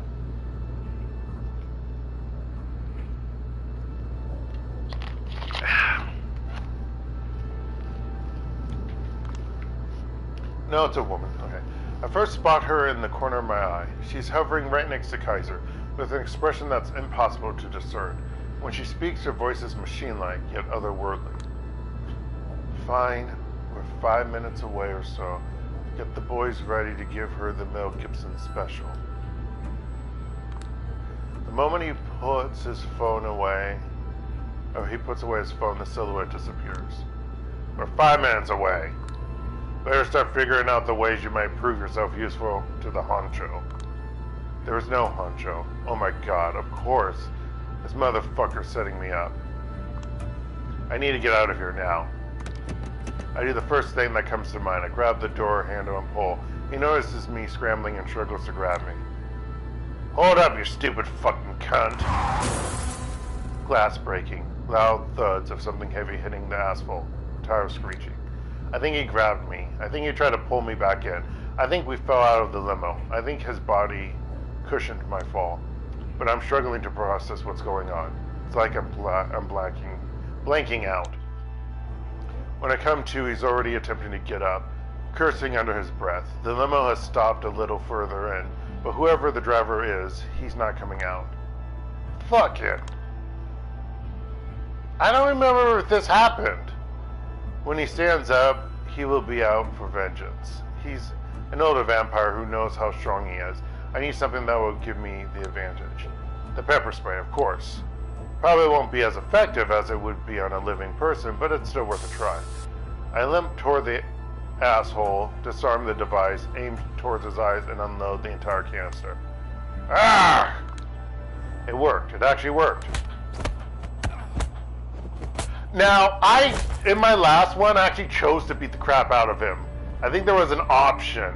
I thought it was the first one that caused beating him up. I guess you beat him up no matter what. Which is actually quite hilarious. I keep up the offensive. I punch him, kick him, throw him around, I pummel him. I smash his head against a curb. I struggle to harm him in whatever way I can, like a frightened animal. You know what's great is that you actually, when we see him again, excuse me, his like portrait or profile, whatever, his picture, well, you'll see. I don't know how long it lasts. It might be 1 minute, might be eternity. The driver steps out of the limo to help his boss, but once he sees what I'm doing to him, he runs away in panic. Feels good. Feels absolutely horrible.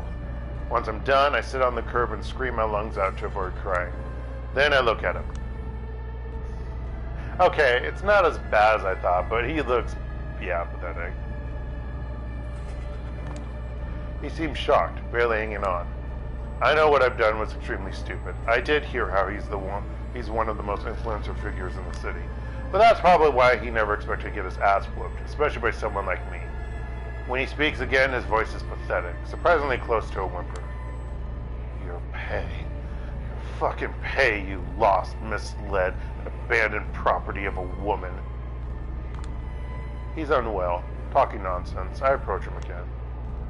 He wanted to have me whacked. What do you think, I'm stupid? Or what? Do you think I'm stupid? You needed to be taught a lesson. Well, would you look at who ended up teaching who? Now talk. Tell me everything you know about Callihan's final death. All of it. Go to hell. You can fuck me up however bad you want. I'm still not going to tell you shit. Try anything, there will be consequences. There will be retribution. My mouth is shut. It might be my last chance to solve the case, but if I don't force him to talk, he won't. There's a burgeoning thought in my mind, but it scares even me. Do I dare to push him to the edge, make him suffer until he squeals or squeaks? So, this is what I did. The first option. What are my traits? Loyalty only to myself, glass half empty, not into. So, this might be the turning point. If I'm really hard ass, maybe I'll get the good ending. I'm wondering if you have to be a hard ass to get the good ending. So, I've got 3. I'll have 3 out of 1, 2, 3, 4 out of 5. That will be kind of hardcore. So we're gonna do it. I'll do whatever is necessary. The end justifying the means, duh. Well, I'm sure you open your mouth if I do this. I put his shit against the curb. Wait, what? And kick with all my might. Arrgh! It's a compound fracture. I barely managed to suppress my gag reflex. It feels like I'm disassociating. You fucking psycho! You fucking psychotic bitch! He's actually weeping, like a child. It totally shatters the tough image he was trying to project earlier. Like this is the first time anyone has ever used physical violence against him. What if it is? Fuck, I skipped it by accident! You either start talking or the other leg goes. Then the hands. Then I will get creative. I try to collect myself and put his other leg against the curb.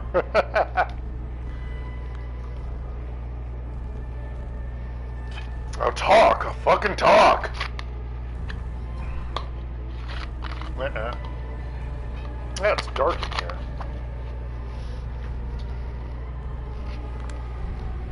The kick connects. It's a light one, a sadistic fate. It still manages to get a pathetic whimper out of him. Then talk. But this has better be good. This had better be good. I can read. He looks at me with pure fury, then begins to speak through clenched teeth. You want to know who was in Callihan's office before he died, little lady? Everyone. Fucking everyone and their mother was there. Vander Raiden, Ashlyn, Arturo, and Panhard. That mere douche motherfucker Torque with his sidekick, all of them. Callihan thought that the only way out was to pit them all against each other, or to ally with every single one of them. Little did he know, it was in all of their best interest for him to just fucking die. That's good, that's great, but who killed him? I have no fucking idea. That won't do. Once again, I put his leg in a potentially disastrous position. In response, he starts howling maniacally. There we go. Not manically. You fucking sadist! You fucking monster woman! I really have no idea. Who kept complaining to you about me? Who is responsible for getting rid of the evidence? Everyone! Everyone did. Goddamn Callihan had dirt on everyone and antagonized everyone. So it took everyone to fucking bring him down. All evidence is gone. Every theory is equally true, so none of it is. Don't you see, you fucking cunt? Everyone is complicit, so nobody is. Why the fuck do you think Sophie Langley is no longer around? Why is Torque no longer pretending to be a revolutionary? Why are free agents involved? Why are they shutting you up tomorrow? Shutting me up? Who? Can't you connect the dots, you dumb whore? What are you, a fucking retard? Somebody's about to get Julia. I look back over my shoulder and see Qadir. Actually, I think this is different, because I don't think Qadir came. I might be getting the true ending, folks. But I'm not sure. Oh, no. Maybe he did come. Maybe he did come when I played this last time. Bloody hell. What is wrong with you? Qadir, you're out of control. This is why I didn't want you to get involved. I had a hunch. A hunch that the moment you get a whiff of true power, all brakes will be off. Look, you're talking nonsense. You're out of control. You're out of your damned mind. I should have you in for a potential masquerade breach. Just let me explain myself. This ugly fucker tried to have me beaten, maybe even killed. Don't you care about that? I have no idea, Sheriff. No idea. She's dangerous. Psychotic. Shut the fuck up. I can't control myself. I kick him where I know it will hurt him the most. Ah! My fucking leg! Stop this right now, you goddamn idiot. I freeze in place. I've never heard him use that tone with me. I will take care of you in a moment. In my car, Kaiser. Hold on. I'm not done questioning him yet. Looks like there's a major conspiracy too. I'm gonna have to ask you to leave, and you're gonna be glad I leave it at that. If you do that, I'm gonna have to assume you're complicit. That's worth 2 strikes in my book. You don't want to risk a third. So that's that. Tell me, what was all of my footwork even for? We'll be seeing each other, little lady. Can you hear this? Go home, Julia. But, go home. Fine, I will. But before I do, I take a quick peek into Kaiser's limo, still abandoned a little further down the street. I skip the church visit again tonight. I want more time to finish this report. Who knows, it might be my final one. I wonder if I am going to get the good ending. I might not. I don't know. I think you have to get more being a ruthless a-hole than not. That's what I'm thinking, because I think I had more not ruthlessness when I first played it. So, I think. But I don't know. I don't know, folks. I want to spend more time with Dakota. Yeah, just forget about the rest of the world. Now, this is when something happens. Well, that happened tonight, but I can still manage to be at our apartment an hour earlier than usual. She should be glad. Earlier. I sneak into the apartment as silently as possible, trying to surprise her. When I reach the bedroom, I see something unexpected. It hits me like a ton of bricks. At the beginning, I can't properly parse the sight. But when I finally understand what I'm looking at, it causes a wave of terror and disgust to swell up inside my chest.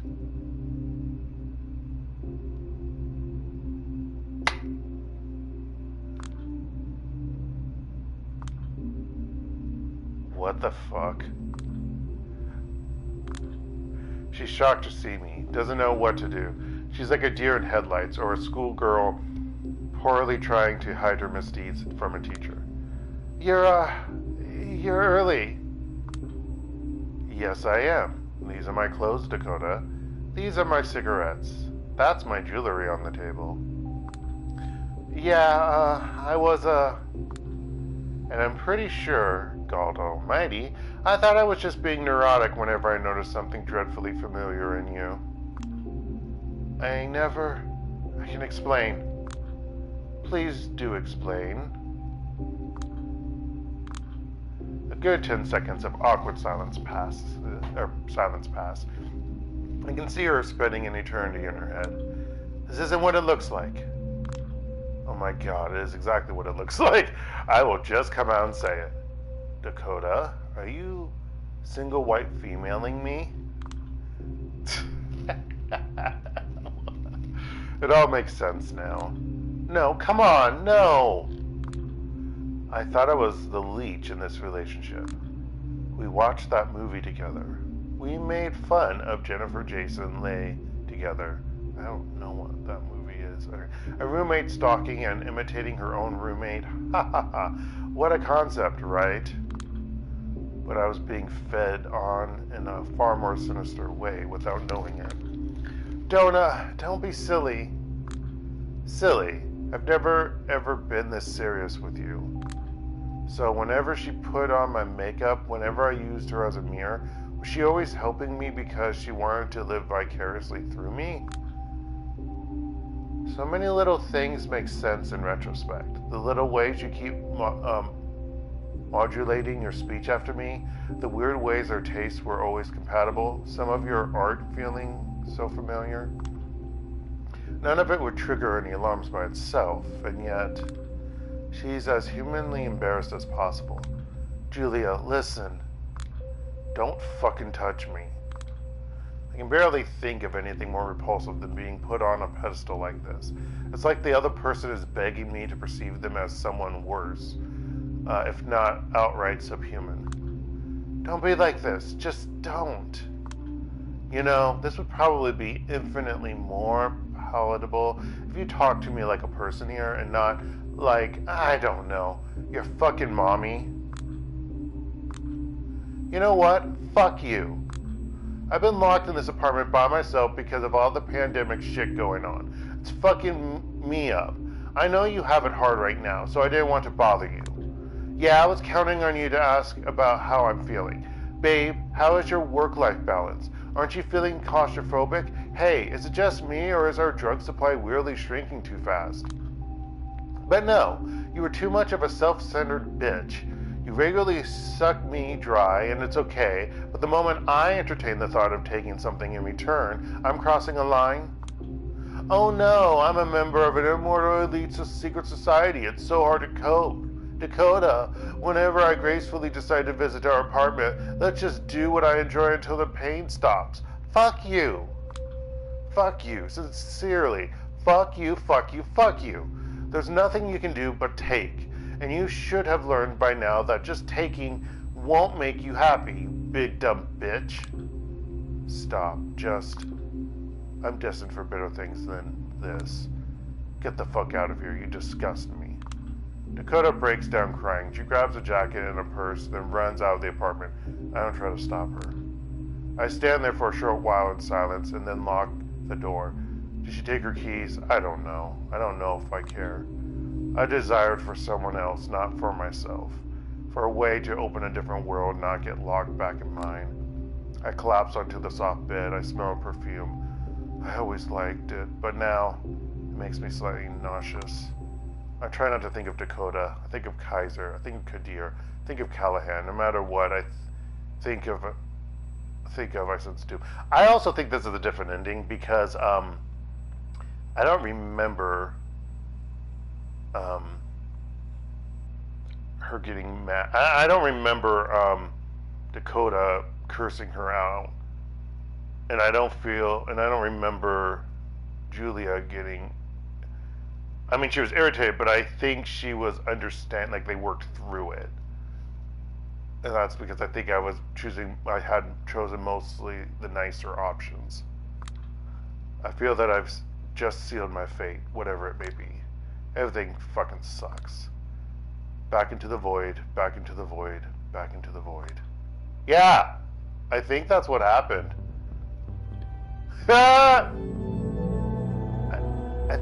Maybe I'm gonna get a different ending. For me, it always starts with an image. An image which might be vaguely eerie or interesting, but usually not an image that would provoke particularly strong feelings by itself. Usually it hides a mystery. That much is correct. But that mystery doesn't exist without a text, or more specifically, a context. Context is everything.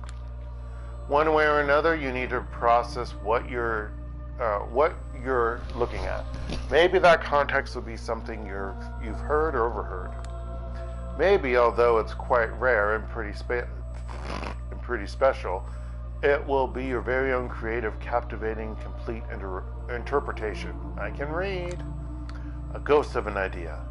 A ghost in a shell? Is this a half-forgotten memory? Oh, now a red moon? Blood moon. Forgotten memory or something? Oh wait, no, that's daylight. Never mind. Well, actually, I don't know. I'm getting lost by the background image. No, is this a half-forgotten memory of something unspeakably beautiful I will never ever see again? Just a scene from a movie? A fragment of a music video? An animation? I mean, it is an animation. Anyway, or maybe this really is the last thing Callihan ever saw in his unlife. Warm sunbeams caressing his skin and turning it to ash. A giant ball of fire engulfing his body in flame from 93 million miles away. Was he terrified? Was he grateful? There was no will, no suicide note, no nothing. Instead, we can only count on what the local historians will write, presumably letting their biases shape the narrative one way or another. What am I looking at here? A horrible, laughable hall of mirrors? A creep whom I never, ever wanted to see again? A vampire much more despicable than myself? Or maybe someone who loved taking care of me and deserved to be cared for in return? Funny thing, whenever I was high as a kite, mentally lost in dimensions parallel to ours, she was my anchor. Our shared history, my feelings for her were an anchor. Matthew McConaughey, returning to his estranged daughter from the other side of the cosmos, from beyond the event horizon, guided by nothing but love. Then whenever I got back to planet Earth, for a week or two I was haunted by a memory of that affection. I was the best possible version of myself toward her. But that haunting always refused to transfigure into something real. What gradually took its place were angry, disappointed thoughts, and among them one thought that I was always trying to suppress. I need someone who'd know how to raise me up, spiritually, but all I have is a sycophant who's always working her ass off to lift me up without understanding what I need. It's hurting us both. Having these words pop in my head hurt me because they had a ring of truth to them, but also because I knew there must be another narrative, a better narrative. I was just too stupid to find it. Story of my life, story of my unlife. I still have no idea what I was talking, or I still have no idea what I think about the city. I had my the best city in the world phase. I had just a playground for wealthy fucktards phase. Now I'm in search of a better description. One day, probably, I will stumble upon like a piece of writing or a prestigious TV show scene that will contain just that. And suddenly I will look at this place with new eyes. Or maybe I won't. It's just like the frustrations I had back at Ladestar. All these words constantly trailing behind reality, trapping you in useless mindsets instead of bringing enlightenment. Fuck all those flashy writers whose main concerns is furthering their own brand. Douchebags who present you with limited, pathetic, depressing realities where they are kings. Fuck them all to hell. We need words that will paint a brighter future before our eyes. But what if that can't be done without reinterpreting the past first? What if we haven't even defined the ills and threats correctly? Once again, my thoughts return to the same visual that has been tormenting me from almost every waking moment of this past week. A seamless demise devoid of any context. A crime scene stripped of evidence. An image created by an unknown artist, designed to leave you dumbfounded. The investigation is over, all the possible avenues explored, all the non-testimonies are in, no concrete evidence found. The play is almost complete, the actors ready to leave the stage. It is what it is. I failed as a detective, maybe through no fault of my own, but again, it is what it is. This case, this scene, this picture never needed an investigator. From what I understand, all the people in charge ever wanted was a talented writer. What if a ghost of an idea? When I wake up, Dakota is still not here. I don't know how to feel about that, so I just don't. Qadir hasn't left any messages by the door. Still that mad, huh? He will probably appeal to the court to take me off the case. And if half of the garbage Kaiser was spouting is correct, He shouldn't have much trouble convincing everyone. I look in the mirror and stare at my warped non-reflection. This place is upsetting. You need a change of scenery, girl. The depressing streets of a lockdown New York City will do. I think of God. Maybe that's why I have consciously picked that wrong bottle. The cathedral as my destination. I think of the silver cross adorning my chest, an empty signifier. Whenever someone asks me why I wear it, they hear a different story.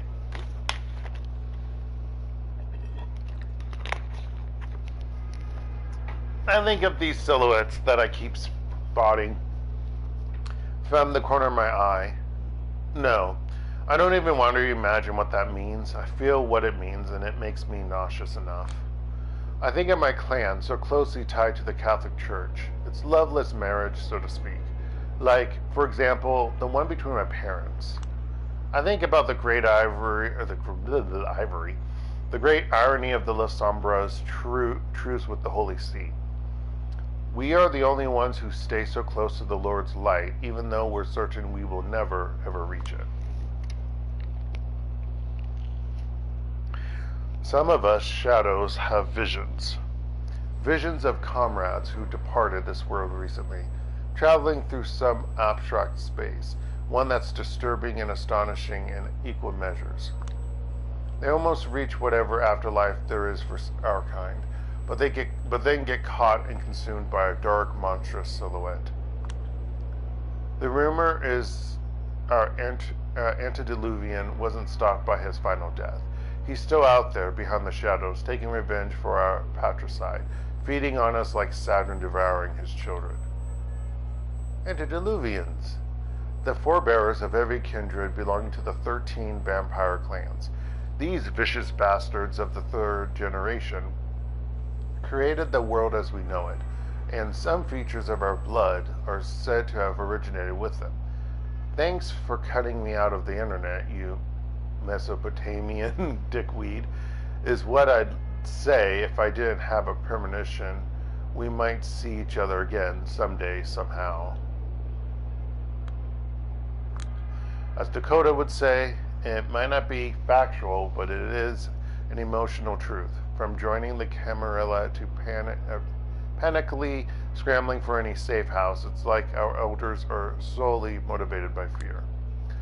The sins of our fathers are catching up with them, and it's young kindred like me who are given responsibility to clean up their mess, with the constant sense of doom looming over the horizon. We don't talk about salvation anymore.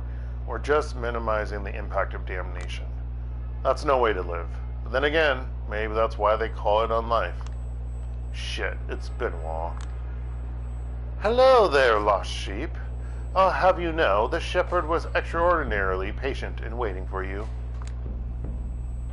What are you doing here while the night is so young?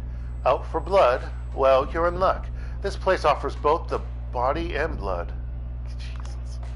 If missionaries learned their methods from pickup artists, they wouldn't all be like this guy. I'm not in the mood, you sorry-ass bum. Step the fuck away from me or you're gonna be sorry. Oh my, something troubling you. If so, I can arrange a confession.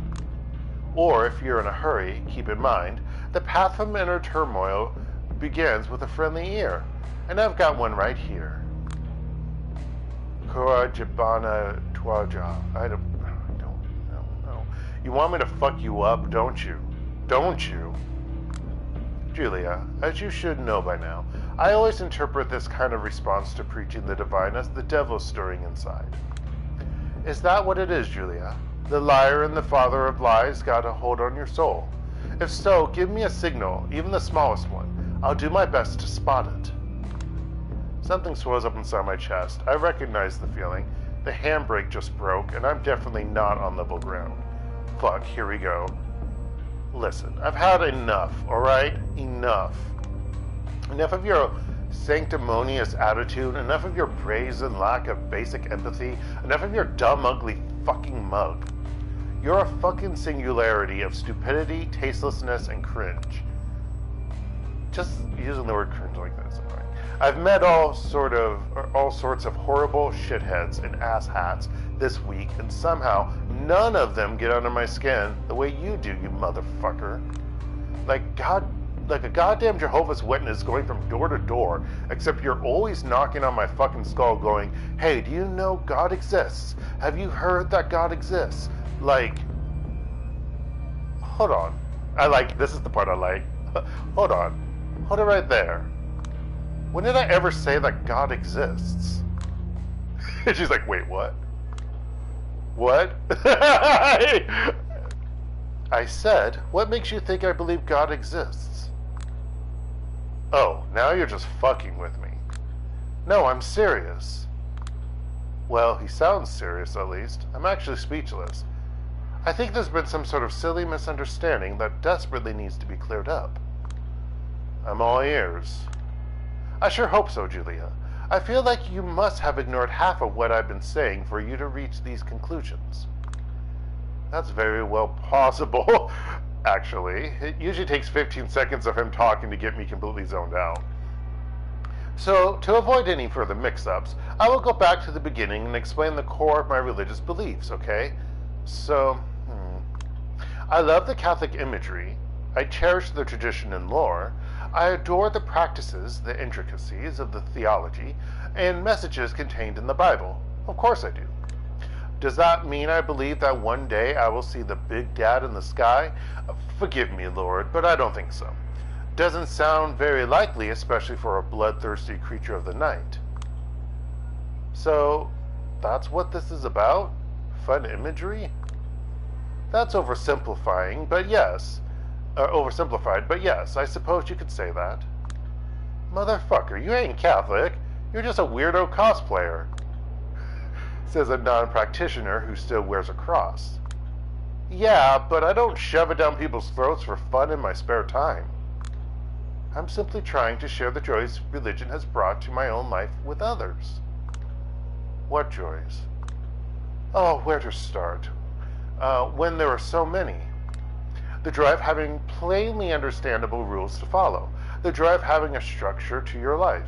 The joy of always knowing where to find people who share your values. Above all, it's the joys of being an aristocracy, surrounded oneself with exquisite, luxurious architecture, beautiful classical music, ornate rituals formalizing our actions and relationships, a pursuit of virtue separating you from the masses, the hierarchies, the communities, all serving an idea greater than themselves. It's like monarchy or some Camarilla traditions, but not as gauche. So that's what it was? You saw pretty painting? Well, he is Toreador. You saw pretty paintings and buildings and thought, hell yeah, I want in. And then you just decided what they mean to you? Oh, don't get me wrong, it's real faith that brought me to the fold, but eventually I whittled down this religion to its core, to what interests me. Unbelievable. But don't think for a second I wasn't empathetic when I was trying to convert you. You are the embodiment of existential despair surrounding us. The one that people usually try to drown out with drugs, sex, work, Netflix. Pick your poison. All of them temporary copes. Empty yourself. Kill your ego. Get a routine. Join a community. Ground your morality in something tangible. Start perceiving yourself as a part of something greater. All of it good advice by itself, but codified in an appealing, otherworldly aesthetic. One that keeps the beast at bay. One you're almost fitting into the way you are. What's there to hate? The beast. A bottomless pit of savagery and hunger, always under the surface, begging me to lose control. All vampires have it, some worse than others, and it comes in many flavors. I don't know what would happen if I gave in to this urge, but somehow I doubt I'd like it. Unbelievable. You're a goddamn lunatic. He looks to the sky. Father, forgive them. They know not what they do. Stop that. Your entire ideology is just aesthetics, you fucking loon. And how exactly do I differ from anyone else nowadays in this regard? Stop arguing semantics. No, you stop. Just look at yourself. A privileged burnout who refuses to invest herself in anything. Only started committing to anything when, for once in your life, you were forced into a politically charged, dangerous task. Once it's over, you'll be back to being an aimless brat. Desire to murder increases. Ever since World War II, I've been watching every person and every ideal I cared about wither and disappear. That's the source of my pain. That's the reason I am what I am. The source of your pain? A thing that defines you? People have been mean to you. Fuck off. She gets a cigarette out. People in third world countries keep their heads high while suffering from every sort of horror, but you have a complete mental breakdown every time you remember you have mommy issues. Wow, classy. Oh, don't act like you have the high ground here, you obvious sadist. All I'm saying is everyone has a different framework, a different lens to view their suffering through. Yes, and if there's one thing abandoning your humanity should have shown you, is that kind frameworks are not enough. Petty vendettas, childish romances, pointless power struggles, the dumb gamble that's chasing a successful career, mommy and daddy issues, sure, why not? Pain and pleasure dictate everything. Everyone wants something bigger than this. They want to escape from this drudgery. They want psychedelia, but permanent. They want to stare at God's face even if he does not exist. And you can show them the how. Accept the cross you're wearing into your heart, Julia. Accept it. Creepy fucker. Just accept it. Alright, that will be enough, Benoit. The mood changes in an instant. The sight of Father Leonard takes us both aback. Father, what are you doing here so early? You two are arguing so loudly, I had to come out and check. Even if with all the panic on TV these days, simply walking outside feels like marching into a war zone. Yeah, I'm sorry. You should be. I was willing to turn a blind eye to your quirks, because I believe you have your heart in the right place, mostly, but I'm very disappointed in the way you approach folks in need. Right now, Benoit Segal is displaying all the confidence of a scolded teacher's favorite. But I was just trying to guide her, to set her on the right path. I know, Benoit, I know. That's the problem. The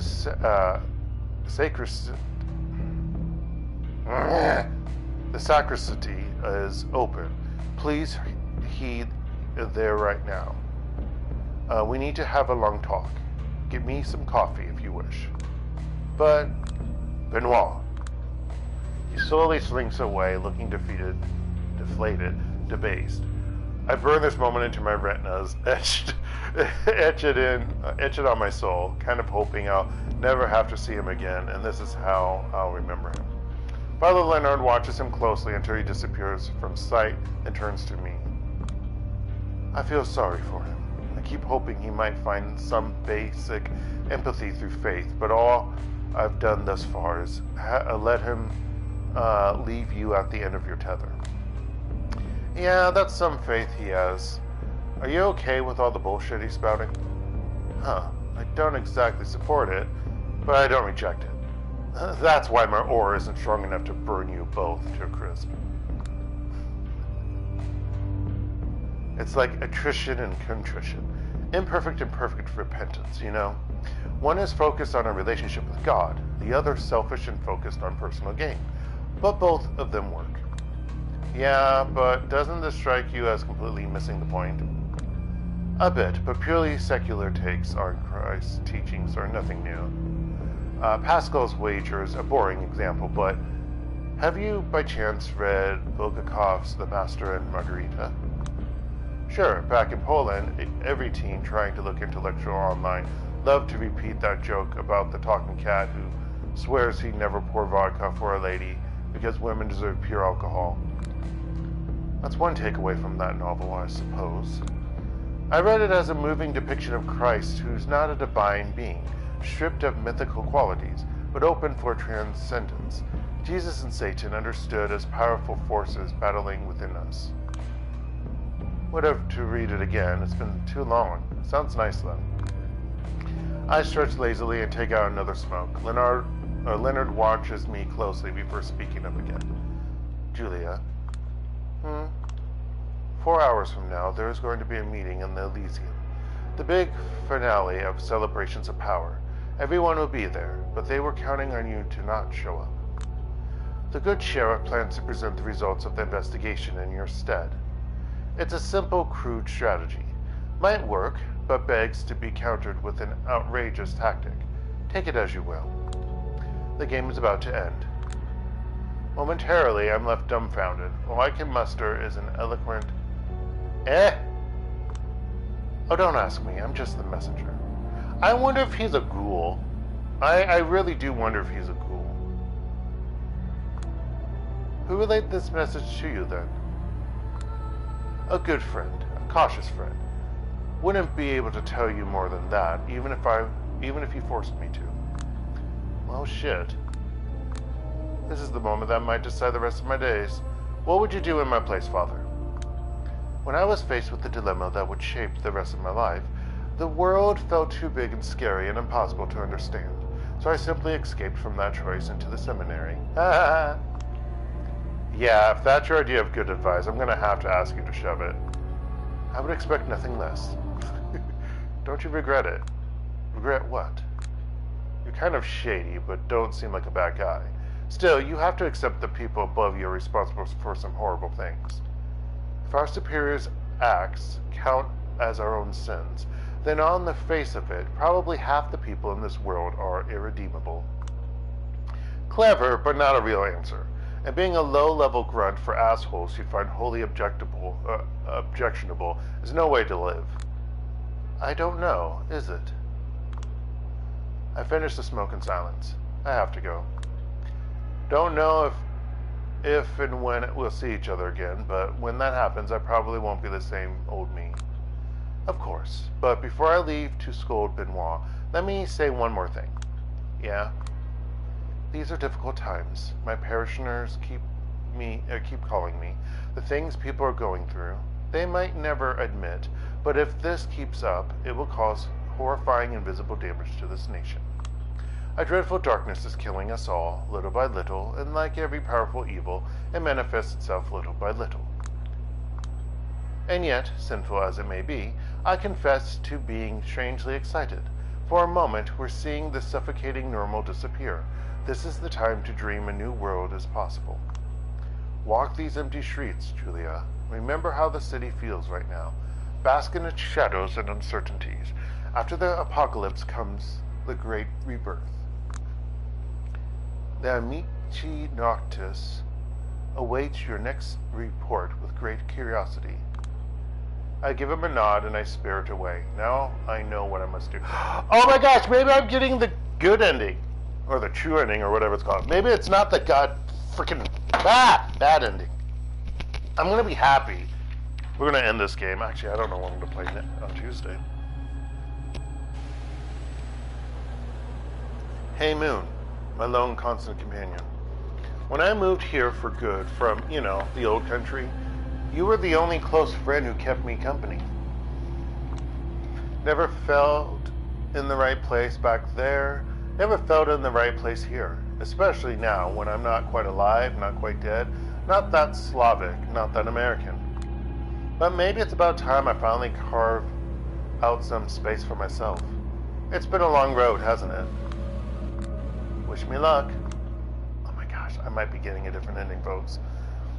I catch him in front of the art hole, because of course he had to be the first person I met there. No way. No, no, no, no. I'm gonna be the laughing stock of the entire city if I don't show up to the resolution of my own investigation. How about you demonstrate a modicum of courtesy? Courtesy. Girl, I should put you on trial. I can't guarantee I eventually won't. You've messed with Kaiser. The eminence grace of this city. Beating him to a pulp like a random goon. He will do everything he can to destroy you from now on. And my bet is he'll succeed. Whatever will be, will be. For now, at the very least, I like to show the court I'm not a baby fledgling who can't see a task she was given to the end. You're making a huge mistake. How did you even learn this meeting is happening in the first place? Maybe I'm not as trash an investigator as you thought I was. I never said, but you're showing it. That's not a fair assessment. I wanted to finish this whole mess myself, for your own good. It would be nice if you asked what I think next time. I'm actually pissed off he tried to pull this off without me, but I'm not letting it show, counting on being able to guilt trip him into submission. His deep sigh of resignation proves that my tactic was successful. Fine, but you will stay quiet the whole time. No tricks, ifs, or buts. But of course. This way. We step into the maw of the gallery. The celebrations of power are almost over. Everyone is back to their usual respective styles again, looking wary of each other's company, trapped in their own little worlds. The art hall is nearly empty now, and Qadir is gently strong-arming the last remaining nobodies into leaving the premises.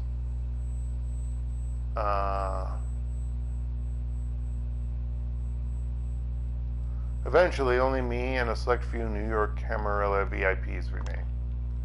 Oh, God. Miss Sowinski. Barely made it, huh?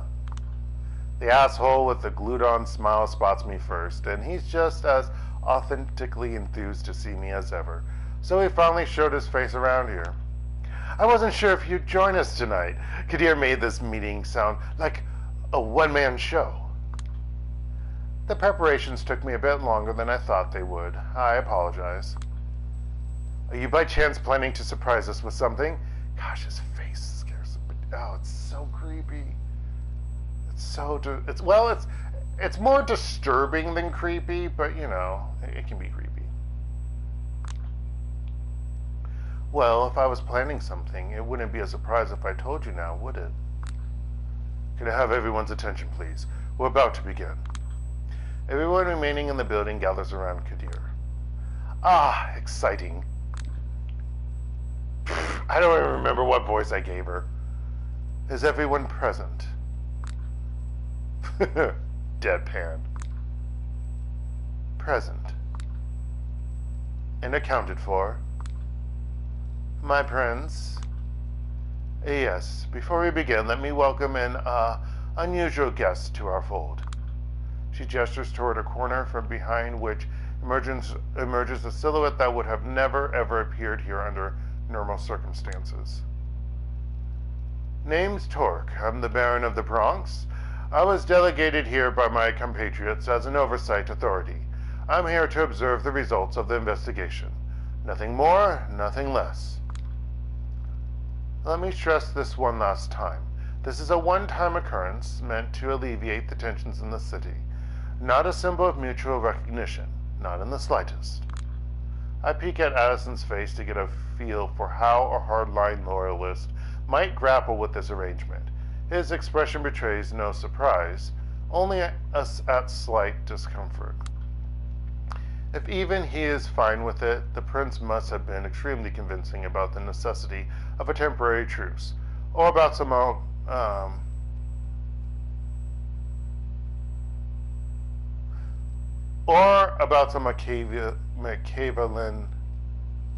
Machiavellian, I don't know that word. I don't know what that's. I know that's from anyway. Tactic she's got ready up her sleeve. Who knows? I'm blanking out. I was thinking Molkov. I was thinking Malkavian, and I'm like, that's not the right word. Okay. Of course, we might have irreconcilable differences, but there are times they have to be temporarily put aside in order to quell unrest and open paths for constructive, meaningful change. If anyone would like to voice their concerns, the time is now.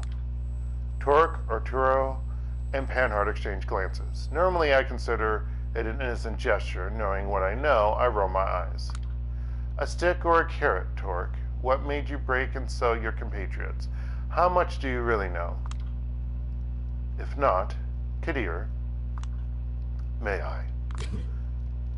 He steps in the middle of the room and clears his throat theatrically. First, let me plainly state that the conclusion I'm going to present is by no means my own achievement. It is the result of a tireless investigation conducted by a talented kindred I won't name here. A telling glance in Torque's direction serves as a succinct explanation for why he refuses to call them by their names. And, of course, Julia Sowinski, whose ceaseless groundwork over the past few nights served as a foundation for the findings that are about to be revealed here. Thank you, Julia. It's not the first time he sets out to oversell my achievements. As the sheriff, my role here is mostly representative. I spent the last few days overseeing the celebrations in Elysium, making sure no harm would befall anyone present. Luckily, none did. Looks like the prince's decision to move forward with the event was the correct one. And for that, we should extend our thanks to Qadir, and let us now overlook our guest to a degree. I managed to convince my key allies that diplomatic action is the only way forward in this case. No matter how wrong-headed the enemy can be, we still need avenues to negotiate and communicate. I'm curious how Tamika would react to him looking like a corporate bastard designing the future order, dismissing potential for change that lies in unrest. No wonder she dumped him. Spare us the empty pleasantries and let Qadir move on. I don't have all night for this. Right, I'll be concise.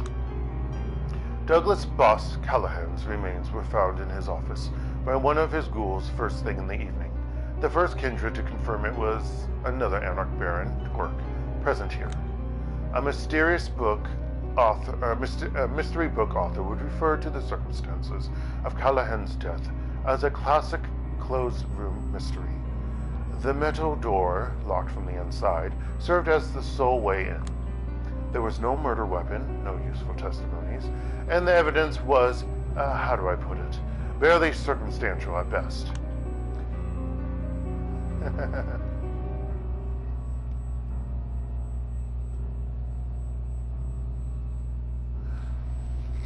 Okay, so that has to be some on the left. Is that Arturo?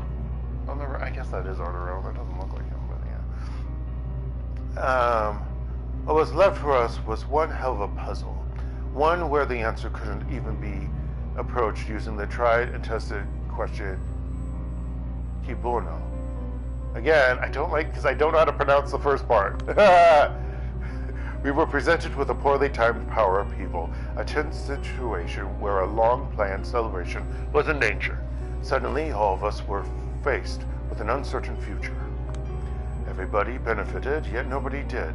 No one was especially fond of Callihan, but it's not like anyone seemed particularly keen on removing him from the equation, especially at this time. For a moment, we were sure this was the beginning of an offensive on the part of the Camarilla. We started wondering just how violent our retaliation should be. And as for us, we were momentarily convinced that the Anarchs were plotting to blame us for their own internal struggles, or power struggles. A tense situation resolved only thanks to skillful and swift diplomacy. Dare I say, yet another victory for our talented prince?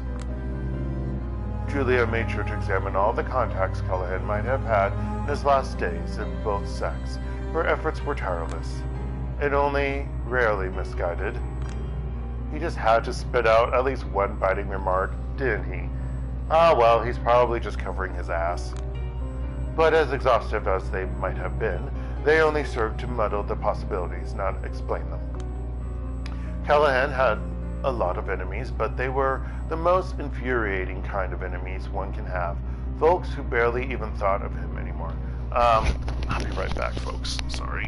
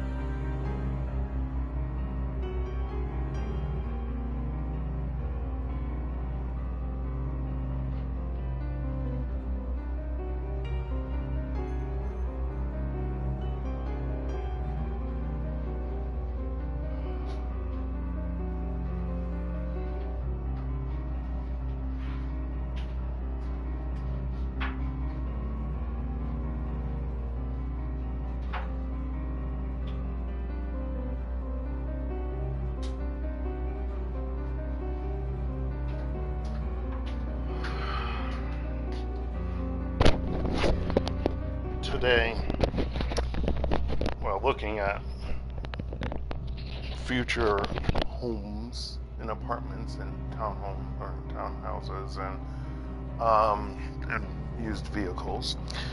I ran into, well, I didn't run, more like she came up to me, but I ran in, basically, quote unquote, ran into someone who I knew left with another person a few years ago. She helped coordinate stuff for the girls' home that I volunteered at, which basically kind of frizzled out due to COVID-19. Although they never officially said to stop, so like when I leave Korea, like I literally, for that, I've been saying that I've still volunteered even though we haven't had events or activities. But I'm going to say it ended this month when I leave, so I'm like, but anywho, I didn't know that she was back in Korea. And the person she was dating at the time when they both left, they're married now. I was like, good for them. But yeah, it was nice to run into her. We're going to have lunch Wednesday. And she said that she'll help me to cancel my phone account or deactivate it, which is nice because I'm going to have to cancel it Wednesday. As I'm going to go grocery shopping. That's why I said Wednesday's going to be busy, because my colleague is going to pick up some things from the office. So it's going to be that, lunch and meeting with her, then afterwards grocery shopping, then going back to my apartment, then going back, and then going to the office in the evening. So it's like, busy. But anyway, but it's nice, yeah. And I think she was with some of the people, some of the girls from the home, and I see that they're doing well, and that made me happy because we haven't been doing activities. I know she was going to meet with some other people that volunteered also, but it's going to be during next month when I'm not going to be here, which is sad, but yeah, that's why we're going to meet earlier, or this Wednesday. Let's see. Callihan had a lot of enemies, but they were the most infuriating kind of enemies one can have. Folks who barely ever thought of him anymore. In other words, no one really had a particular interest in getting rid of him, because they could always simply work their way around him. Just before last Christmas, he even witnessed the first ever successful First Light raid against his extremely profitable blood trade supply lines.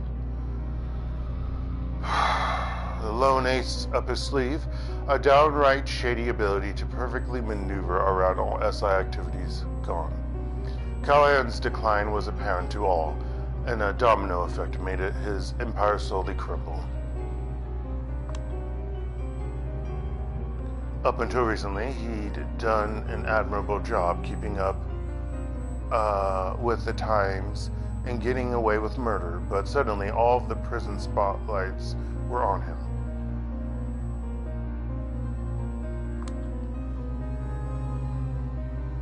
What's interesting is that I think the only person who's not in this screenshot is Torque. Unless he's someone that I'm not seeing.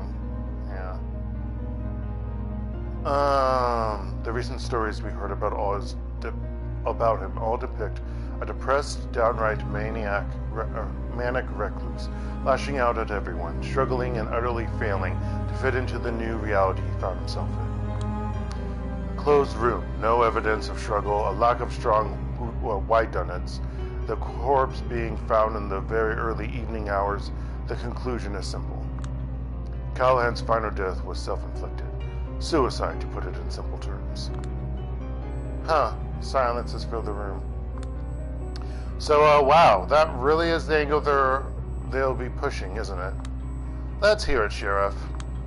I will explain. It was an independent detective who first set me on to this theory only last night. There's no suicide note of any kind, of course, but the message our recently departed has sent might not have necessarily been a verbal one. The peculiar thing was the position of the body. It was like an arrow pointing at us to notice something. It appears the last thing Callihan saw in his own life was a portrait of one Lord Castlereagh, the second Marquess of the Londonderry,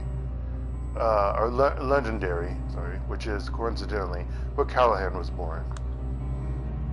To most, he was a reviled traitor, a heartless suppressor of all dissent. The main threat against each rebellion the Irish have gone through, successful in all ways but those that mattered to his people. They practice the speech. Some call him a tragic figure, holding together selfish allies against a common threat, always fighting for painful and unpopular compromises, ruined by overwork, sickness, and poor public speaking skills. I wonder if there's 3 endings. I don't know. Not hard to see why Douglas Callihan would empathize. Polite snickers. Indeed, especially when you realize that the sickness in his blood, his failures, the hatred for his own people, and a growing paranoia led him to commit a dramatic suicide within his own 4 walls. Ah, I see. The assumption is, instead of stabbing himself... Oh, shoot, what was her name? I missed... No, Samira, yeah. Because she was on the left. The assumption is, instead of stabbing himself to final death with a knife or a pin, he decided to let the sun embrace him in its warmth, Castlereagh's face burning into his eyes, a poetic final death. It's not a closure we might have wanted, but probably the best explanation of his motivation that we're going to get. Does everyone follow? A heavy silence fills the room. Nobody speaks up except Prince Panhard. To me, it's all perfectly understandable, agreeable, and most importantly, it fits the man I've come to understand over the last 2 decades. Consentient murmurs resonate through the room. Agreed, and might I add, there were some irregularities in the handling of the crime scene, but the Anarch leader's findings suggested Callihan's resentful ghouls were to blame. Folks have been real happy to see him dead, is all I'm saying, and they went overboard with the celebrations. They've all been interrogated, though. Yes, I've received all the resulting intel, and it's done nothing to change my mind. The depictions of Callahan's state of mind only serve to support the suicide theory. It is my suggestion that we all announce these findings to our respective communities first thing tomorrow night. Sounds reasonable. Sounds reasonable. And I think that concludes this meeting. I'll let the Keep of the Elysium do the honors. No time wasted, huh? Alright, does anyone have anything to add? Any questions to ask? Take your time. Silence. I look at everyone just sitting it out in perfect agreement. Congrats, everyone. Congrats us. We've achieved a perfect victory. No loose ends. No rocking the boat. No nothing.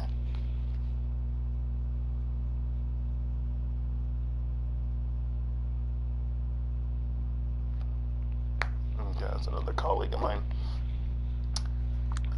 Makes you want to puke.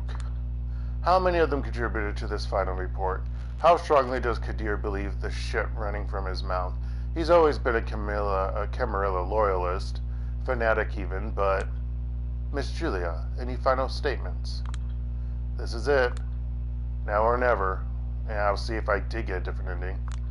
If anyone can blow this pathetic charade wide open, it's me. But there's no coming back from this road, and it has a cost. I've spent all my life in unlife on social climbing, and the sunken cost fallacy is kicking in. Challenging them here might be my only way of ever making it out of the pit I'm in. On the other hand, maybe this is my time to head into the unknown, kill my ego, at least temporarily, shut up the voice of the elders screaming in my head, betray my Lasombra instincts. Make all these ghosts go away and figure out something new, no matter how scary it might be. Do I dare? Or maybe I don't. I feel like there's an incredible prize to be won waiting right in front of me. If I just dare to take out this revolver with its single bullet I have hidden on me. And invite everyone here for a crazy game of Russian roulette. But I also get this foreboding gangster movie feeling. Like this is the scene where the future mobster could have got to now, but he didn't. In the end, did Callihan think all the splendor of the golden era was worth this pathetic end? It's like there are two shelves battling for dominance inside of me. One of them has to die, the other gets to live. Honestly, it's a flip of the coin. I reflect on all of the kindred I've met, lessons I've learned, choices I've made over these past few nights to make a decision. And then feeling like I'm simply following the way I conducted this investigation to its logical conclusion, I respond, it's different, folks! Okay, so the bad ending, she doesn't say anything. She does not respond at all. And like she talks with Catherine afterwards, and you find out more of who Catherine is and whatnot. And she and Julia knows, and Catherine, whatnot. Like she knows who Catherine actually is, and all this stuff. Well, we'll probably learn who she is. But like, basically, Julia just is like, "Fuck this! I'm not going to deal with their stupid politics." But yeah, this is good. I'm glad I'm getting a different ending. I'm excited. Actually, I do. It's like the beast itself flashed in Qadir's eye for a brief moment. No, you don't. But I do. Miss Sowinski, don't make a scene. Believe me, every one of you will really, really, really regret it if they don't listen to what I have to say. Where are we now? Oh, absolutely. I stand up and step right in front of Qadir. Don't get me wrong, Qadir has done a spectacular job of selling you a ready-made narrative to package and export to the outside world. Hail to the sheriff and all that. But was this little show really necessary? Did you all really need to hype each other up to believe this fairy tale? What are you getting at, little girl? Easy for now, my prince. Insult me all you want. It's only going to make it all the sweeter when this little girl kicks your ass. I'm getting at the fact there's a different, more reasonable theory that explains everything. Everything to a T. That's great for you, sweetheart, but do I really need to stand here and listen to it? The door is right there, but on the off chance you get implicated in something tonight, don't you want the chance to defend yourself? And what are the chances of me being implicated in anything tonight? I'm pretty sure a lot of kindred in this room are asking themselves the same question right now. In each case, my answer is the same. You won't find out unless you stay right where you are. She stays. Alright, where was I? Let's assume that the case of Boss Callihan's death really was suicide.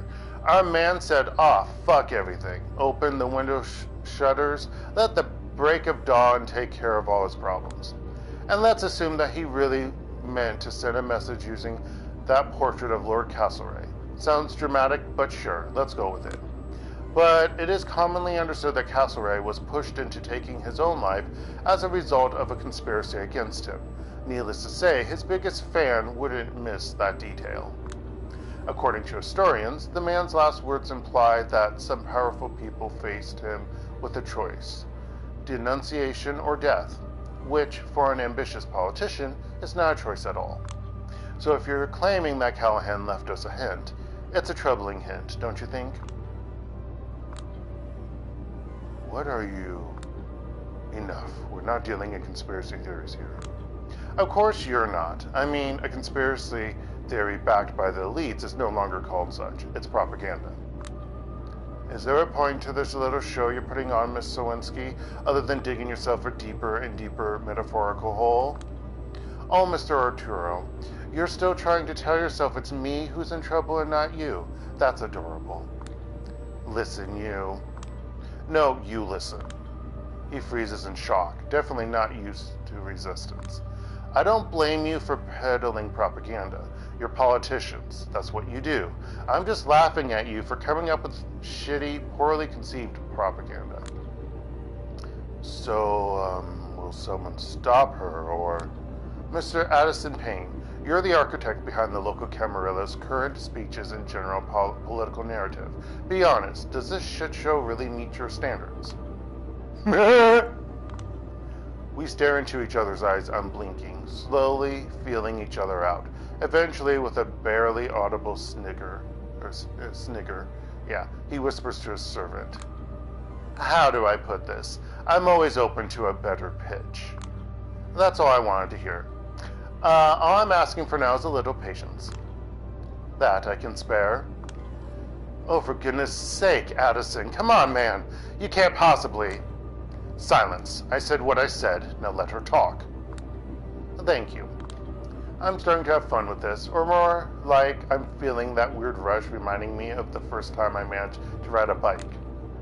Yeah, we're finishing this tonight, folks. I don't care if this goes beyond 3 o'clock. Or 3 o'clock, 3 hours. The important thing is to keep up the momentum. Focus on pedaling hard. Don't even think of falling. You thought you had it all figured out, didn't you? An improperly handled murder scene, a disposable investigator forced to blindly stumble around, hopelessly chasing loose ends. Your only problem is that tonight, I realized I was using the wrong tools all along. Instead of a sleuth's magnifying glass, I only needed a journalist's pen. Ooh, Catherine is silent. So I sat down tonight and wrote my first article in almost a year. 2 hours of ceaseless writing, creative juices flowing the entire time, everything miraculously falling into place. And frankly, I think it's my masterpiece. I get carried away and jump on one of the benches. Again, Torque is not... You want to hear the contents? I know you're all dying to hear the contents. So okay, let's hear the contents. She is wearing a dress. It's so strange. Because you don't see the bottom half. Yeah. Ashlyn Sturbridge, High Regent of the Chantry of the Five Boroughs, violently splitting with her student after he discovered her plans for horrifying experiments with blood magic. Her target, Baron Callihan, said student conveniently missing. We've got an exclusive source too. Agathon the Warlock's personal diary. Extra, extra, read all about it. She's trying to hide that she's nervous, but she's practically shaking. I should be the one shaking. I'm piecing together what little solid or relatively solid until I have gluing it together into something coherent with educated assumptions and pure conjecture. But at least I'm fairly certain she recognizes me as a threat now. Just what I was hoping for. Next up, is it true that Torque, the brave Anarch Baron, primed to be the next de facto leader of the sect in NYC, might have been manipulating his entire faction to secure the position? This appeasement candidate convinced his key allies that the revolution is not an option at the moment, appearing as a reasonable alternative to his bloodthirsty rivals. His ace in the hole was a strangely efficient ability to establish diplomatic channels with the Camarilla, which he then used to gain a series of small concessions from the NYC court. Could it be that Prince Panhard, having realized that her longtime collaborator Baron Callihan was just an undesirable asset, found a different, more 2020 candidate to be the leader of the Anarchs? Extra, extra, read all about it. This one's not shaking, she's just angry. Yeah, of course. She's the prince. And this one just seems confused. And what about the fact that Torque, Helene Panhard, Thomas Arturo, Carter Vanderweyden, and Ashlyn Sturbridge were all summoned to Callahan's office right before his death? Could it be that the so-called boss employed some final desperate measures to stop his downward spiral into irrelevance, at which point a rushed plan to bring on his demise was executed? Could it be that Kaiser, the legendary New York City info broker, striking deals left and right with both the Camarilla and the Anarchs, wiretapped Callahan's office to eavesdrop on those negotiations? Extra, extra, read all about it. You could cut the atmosphere here with a knife, and it's only getting worse. For them, at least. I feel better than I've felt in years. And the fact nobody's protesting probably means I'm hitting the nails on the head. Could it be that the entire 21st century, the conflict between the New York City Camarilla and Anarchs was a sham? What if the Second Inquisition's operations in the city were consulted with the leaders of the two sects? How deep does the rot of corruption go? And what about Sophie Langley's disappearance? Attempts on the unlives of would-be members of a coterie she attempted to set up alongside her ward last year. Could all of these things be connected? And that's just the tip of the iceberg. Stay tuned, dear readers. Heavy silence befalls the room. When it becomes too overbearing, Qadir breaks it by hawking loudly. His poker face is indecipherable. And where, pray tell, can one read all about it tomorrow? 10 different places. Among them, of course, a report received by Clan Lasombra's elders in Chicago. Constantly mixing truths with lies. I do know some facts. I did write something. But all in all, it's a confidence grift, plain and simple. Have you sent it out already? No, and Father Leonard is not the channel I used to reach Chicago, in case you were wondering. I took every possible precaution, the way you taught me. I know this hurts him, but I can't show a single weakness right now. Oh, this is ridiculous. She's probably bluffing. No, she knows, Thomas. Aisling, how can you be certain? I just am. He goes silent. That diary probably just saved my ass. Thank you, Agathon, I guess. Even if I was bluffing, it's all about the optics.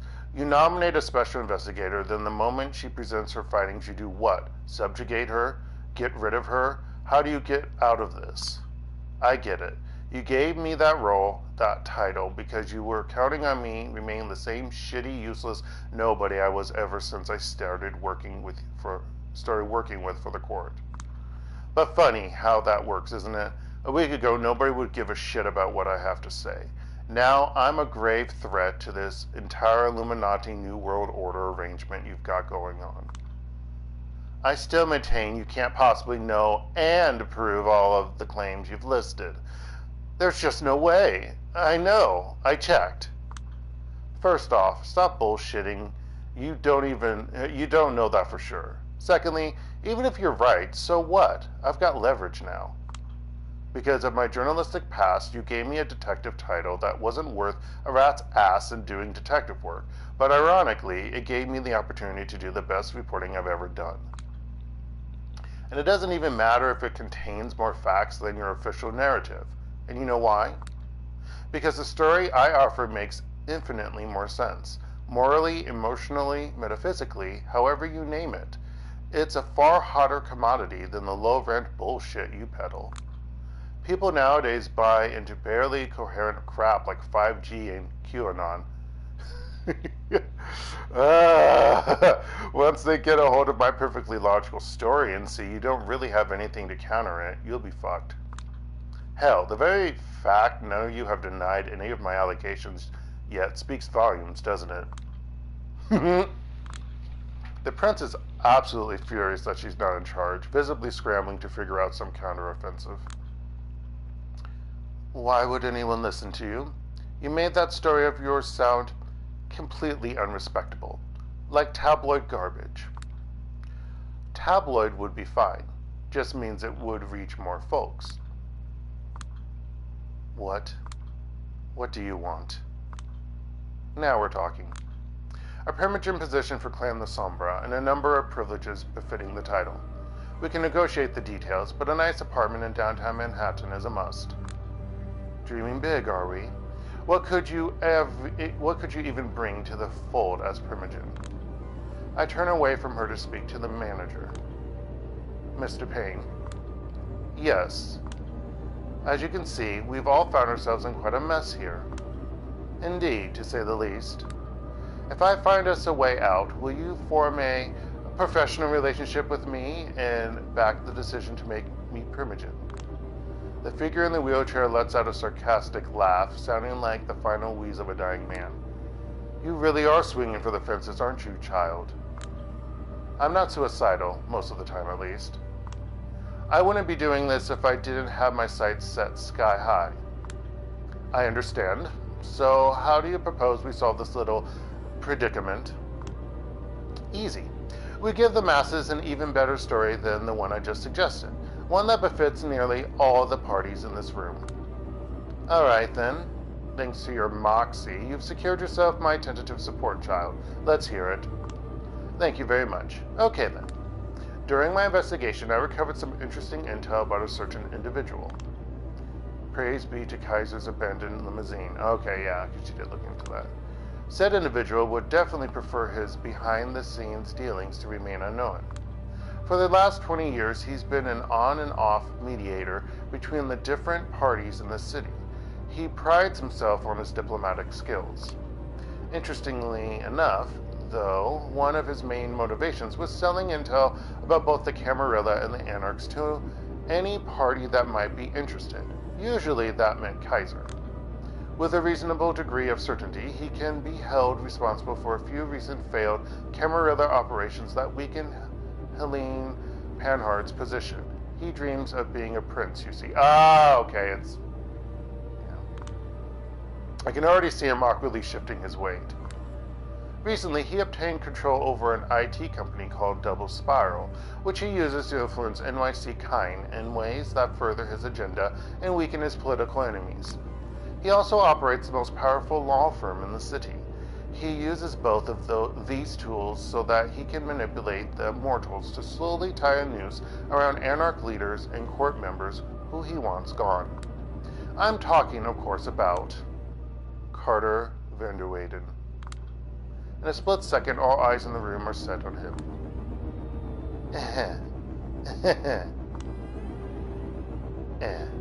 Gosh, that's the creepy, the really bad I just shiver because it's so, they made this character good. People, whatever she throws at me, I'm sure I can explain. I throw a file I recovered from Kaiser's limo at the bench. Are you sure? Because there's a hell of a lot to explain. Addison's servant picks up the file so that his master can browse through it. If that's not enough, I'm sure Double Spiral will be happy to deliver us more. So all of the things you said the other night were a steaming pile of bullshit, Carter. Addison, we are friends. That's a good explanation for every single thing that's listed there. I swear, on my father's grave. Even if there is, I doubt you can justify allowing a girl who's little more than a fledgling ripping your credibility to shreds in a matter of seconds. You've proven yourself as something infinitely worse than a traitor, Carter. You're a weak traitor. Thomas. Helene. Don't you even dare speak to me, you bastard. That was the last element of my strategy. I hope they won't throw any curveballs my way, because from now on, it's all pure improvisation. Just 2 minutes ago, I was the #1 enemy of everyone in this room. Now, I'm their unexpected ally, revealing a common foe that some people in this room have wanted to nail since forever. All I'm saying is, we've got ourselves a perfect scapegoat to pin everything on. Shady dealings between both sects, all the real conspiracies he was involved in, impossibly perfect looks in history. The schadenfreude accompanying his fall will be enough to keep some kindred in the city happy for years. He shoots me a demented look, one I assume is typically reserved for a future strangling victim.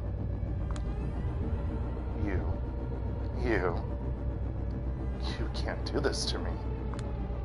And why is that? You are incompetent. Wow. That's the best you can do, seriously. Qadir. Yes, my prince. Seize him. No, I beg you, just no. You can come with me without struggle or in torpor. As usual, it's 3 strikes with me, then you're gone. No.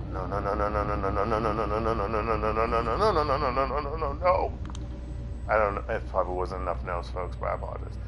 I was already out of breath, and I'm tired. He talks a lot, but puts up minimal resistance. Qadir drags him out of the room, and that's the last I ever see of him. For a good minute, everyone just stands there confused. Then Addison begins to clap. Bravo, Miss Sowinski. I haven't seen such an adventurous power play in years. Maybe your generation is not all lost, after all. Does that mean I can count on your support? Of course. As far as I'm concerned, you're the kind of ruthless curmudgeon this city needs, especially now when one seat will probably be made vacant. So, what do you say, my prince? Panhard recoils a little when she hears me refer to her in such an official manner. My relationship with Addison is a decades-long conflict, And by now, I know which hills I'm willing to die on. This is not one of them. Rejoice, girl. You're going to get what you want as well as deserve. We do have one important condition, though. Of course you do. Mr. Payne, as I'm sure you agree, being Primogen is an important representative position. It demands nothing but a display of impeccable respect for the Masquerade and the traditions. Of course. It is my concern that it wouldn't be proper for us to be represented by someone who openly violated the rules of kindred society. But of course, that wouldn't do at all. They'd have to openly renounce their old ways, at the very least. Indeed.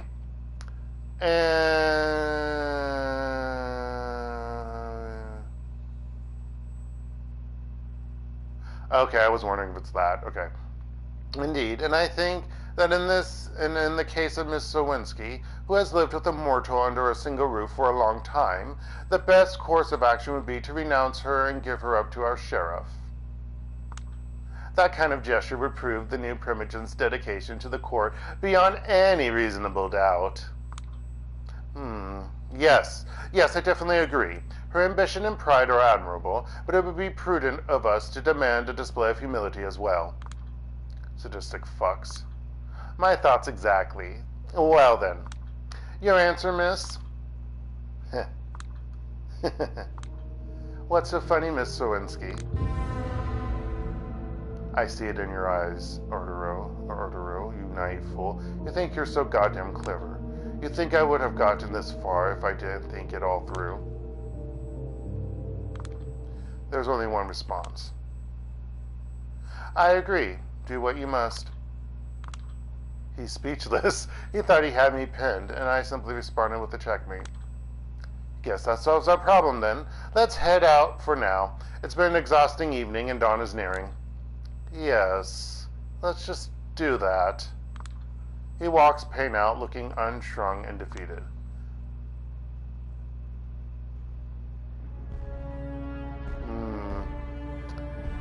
Soon after, Qadir was ordered to take care of Dakota. He asked me if I wanted to know what was done to her. My reply was honest. Not really interested, no. He said that I gotten myself into a terrible game, the rules of which defied comprehension. I don't know, this might be the other, there might be two other endings, but this is definitely a different ending than I got. I replied that if I'm winning and climbing upward, I must be doing something right. I wonder if there's an ending where you get... Did I get mostly good endings the first time? I don't know! I think I did, and that's why I was like, meh. But then what's the other ending? Because there was 2 trophies. Yeah. Still, we don't talk too much these days beyond professional interactions. I have a much bigger world to think about now, one that fills me with happiness. Come to think of it, my current state reminds me of those few halcyon days right after my embrace. I assume that's how it's pronounced. It might not last, but at this point I have to ask myself, what does? It's always about the next bigger rush. I'm writing speeches and official communications for the NYC Camarilla these days, helping out Payne from time to time too. Funny, I've never felt more accomplished, more fulfilled as a journalist than I am now. Karen is visiting in a few days to congratulate me on the behalf of the entire Chicago-based clan. Apparently, I've not only met her expectations, but exceeded them. She keeps bragging to everyone about how great her eye was in picking me. It's only these shadows that keep getting to me. I notice them everywhere these nights, and there are more and more of them surrounding me as time goes on. But it doesn't matter. I like to think they are... That's the good ending! Okay, I got the good ending, folks. I got the trophy notification for it. I like to think... You have to get rid of Dakota, oh, Jesus. I like to think they are being cast because my future looks so bright. That's great, you have to... Oh, trophy earned, the moon and the sun. I wonder if that means all trophies. I have to check that. But yeah, damn. So if there was a friggin' platinum, I would have platinum now, motherfuckers. Damn it. Anyway, yeah. I guess you have to get more bad and more. You have to be more ruthless than positive or nice, which is what I did the first time because that's my nature. I like to be nice. That should push me back into a corner to get me passive aggressive. Then the aggressive part comes out, and then I'll be a ruthless asshole. But yeah, no. I'm glad I got the good ending, the good quote unquote. But yeah, like I said, this is a visual novel. It's not everyone's cup of tea. And to me, a good visual novel has good story. I mean, because it's a novel, it's just visualized. I mean, there could be some choices and whatever. Thank you for allowing me to play it. I can't wait for the third one to come out. I just hope it does come out to consoles. I mean, seriously, go look it up. I forget the name of it, because I'm that smart. You know what, let me actually... I just feel kind of bad that Dakota gets killed.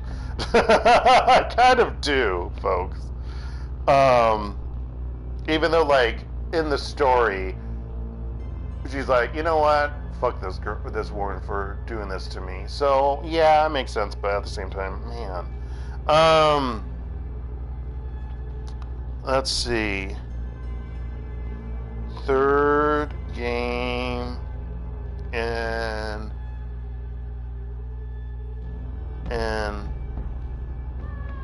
New York. Let's say Vampire series. And Vampire the Masquerade. I'm not going to capitalize the rest of it because I'm too lazy right now. Reckoning of New York. That's the third game. Okay, the last one in the trilogy. So there is, there's actually some, I know there's someone who did play parts of it. There's some demos. If you go to World of Darkness, you'll see the person's playthrough of it and stuff. And there's like previews for it. I don't want to look at it until I know that it comes out on console, because no Steam for me. But yeah, I enjoy it. That's how I am. So yeah. So let me see. What's the last one? I'm curious what that last trophy was. Bum, bum, bum, bum, bum, gonna check it out for all of you. Bum, bum, bum, bum, bum, bum, bum. It's not showing me the trophies because the game didn't go to where I wanted it. There's a download. Oh gosh, there's a system update. Oh bloody heck. Alright, what is this trophy? From the bottom of our hearts, thank you for playing. Ah, that's what the moon and the sun is. Okay, that's nice. So why can't I get a platinum? That's what I want. So yeah, I got 100%, baby. Yeah, good inning. Congratulations, you have achieved victory. Yeah, bad inning, you have chosen to forfeit the game. Yeah, basically that's what happens.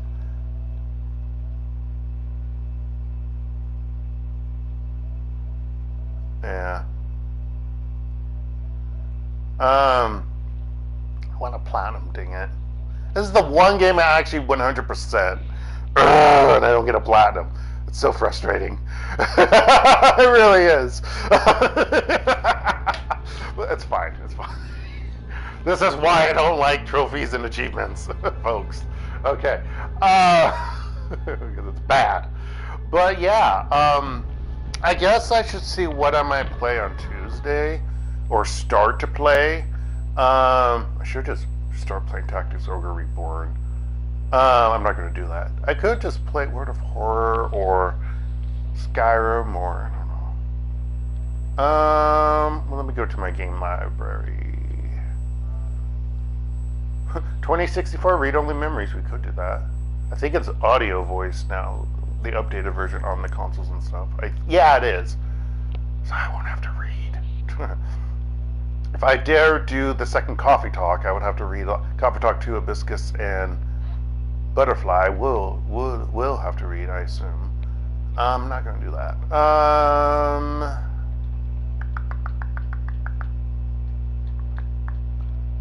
Let's see here. Play some Genshin Impact. No.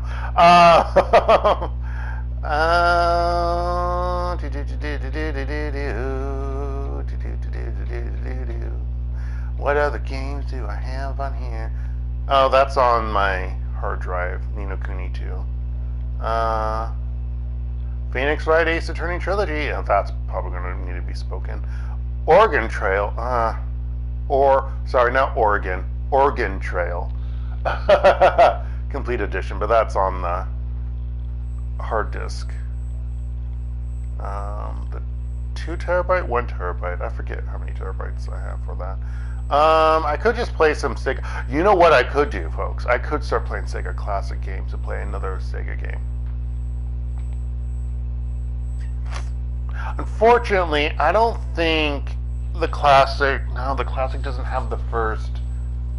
not Star Ocean, my goodness. What is it called? It has the freaking online on Dreamcast, and then it stopped. Oh my gosh, it has 1, 2, 3, 4. Actually, yeah, I'm forgetting the name of the game. But I could start playing that even though I would like to play the first game. But the first game I think is only on the Sega Classics or whatever, Genesis Classic, whatever, on PS3, which I don't have. Phantasy Star, that's the name of it. Yeah. So yeah, I'll have to figure out what I'm going to do for Tuesday, folks. Tuesday night. I was like, do The Sims 4, but yeah, that's on hard disk. And no, that game crashes a lot. We might just do World of Horror. Zero Escape, the Nonary games. Zero Escape, Zero Time Dilemma. We'll have to do the Nonary games. Actually, for Zero Escape games, I've only beaten the first one and started playing the second one. And that was on, I have them on Nintendo 3DS. And then they finally released them on here and I finally got it. I do have Zenith, which I did see. It was funny that there was a YouTube video that popped up about like the satirical RPG you've never heard of. I'm like, no, I haven't. I never beat it though. I played it a little bit. It's more action-y RPG-ish. That's the problem. And I'm like, I don't know if that's the reason why I stopped or whatever. Yeah, but yeah, I'll have to figure out next time, folks, what I'm actually going to play because I don't know. But anywho, we're gonna end it here. Oh no. So I like the game. I mean, you already know I like Vampire the Masquerade. Well, I've never played it, but I like watching it. I like, the videos of the people playing it on YouTube. I like the games around it. I like vampires, and I like the novel, the visual novels of this. It's really, to me, they're really well done. The music's great. Other than some small, at least in the English subtitle, text, some hiccups, but that's just because the company is not English. I think they're Polish, I want to say. I thought they were Portuguese, from Brazil. I don't remember. They might be Brazilian, but that doesn't matter. I mean, it's over good writing. Great visuals, backgrounds, and of course animation, because they had animations in this one. And yeah, I can't wait for the third one. But yeah, hope you enjoyed following along, listening to my horrible voice acting. But yeah, this has been DarkElf85 on YouTube, or HektontheMage on PSN, and this has once again been the conclusion of Vampire the Masquerade Shadows of New York. I hope you all have a very good rest of the day, night, or anywhere in between. Stay safe out there, folks, and goodbye.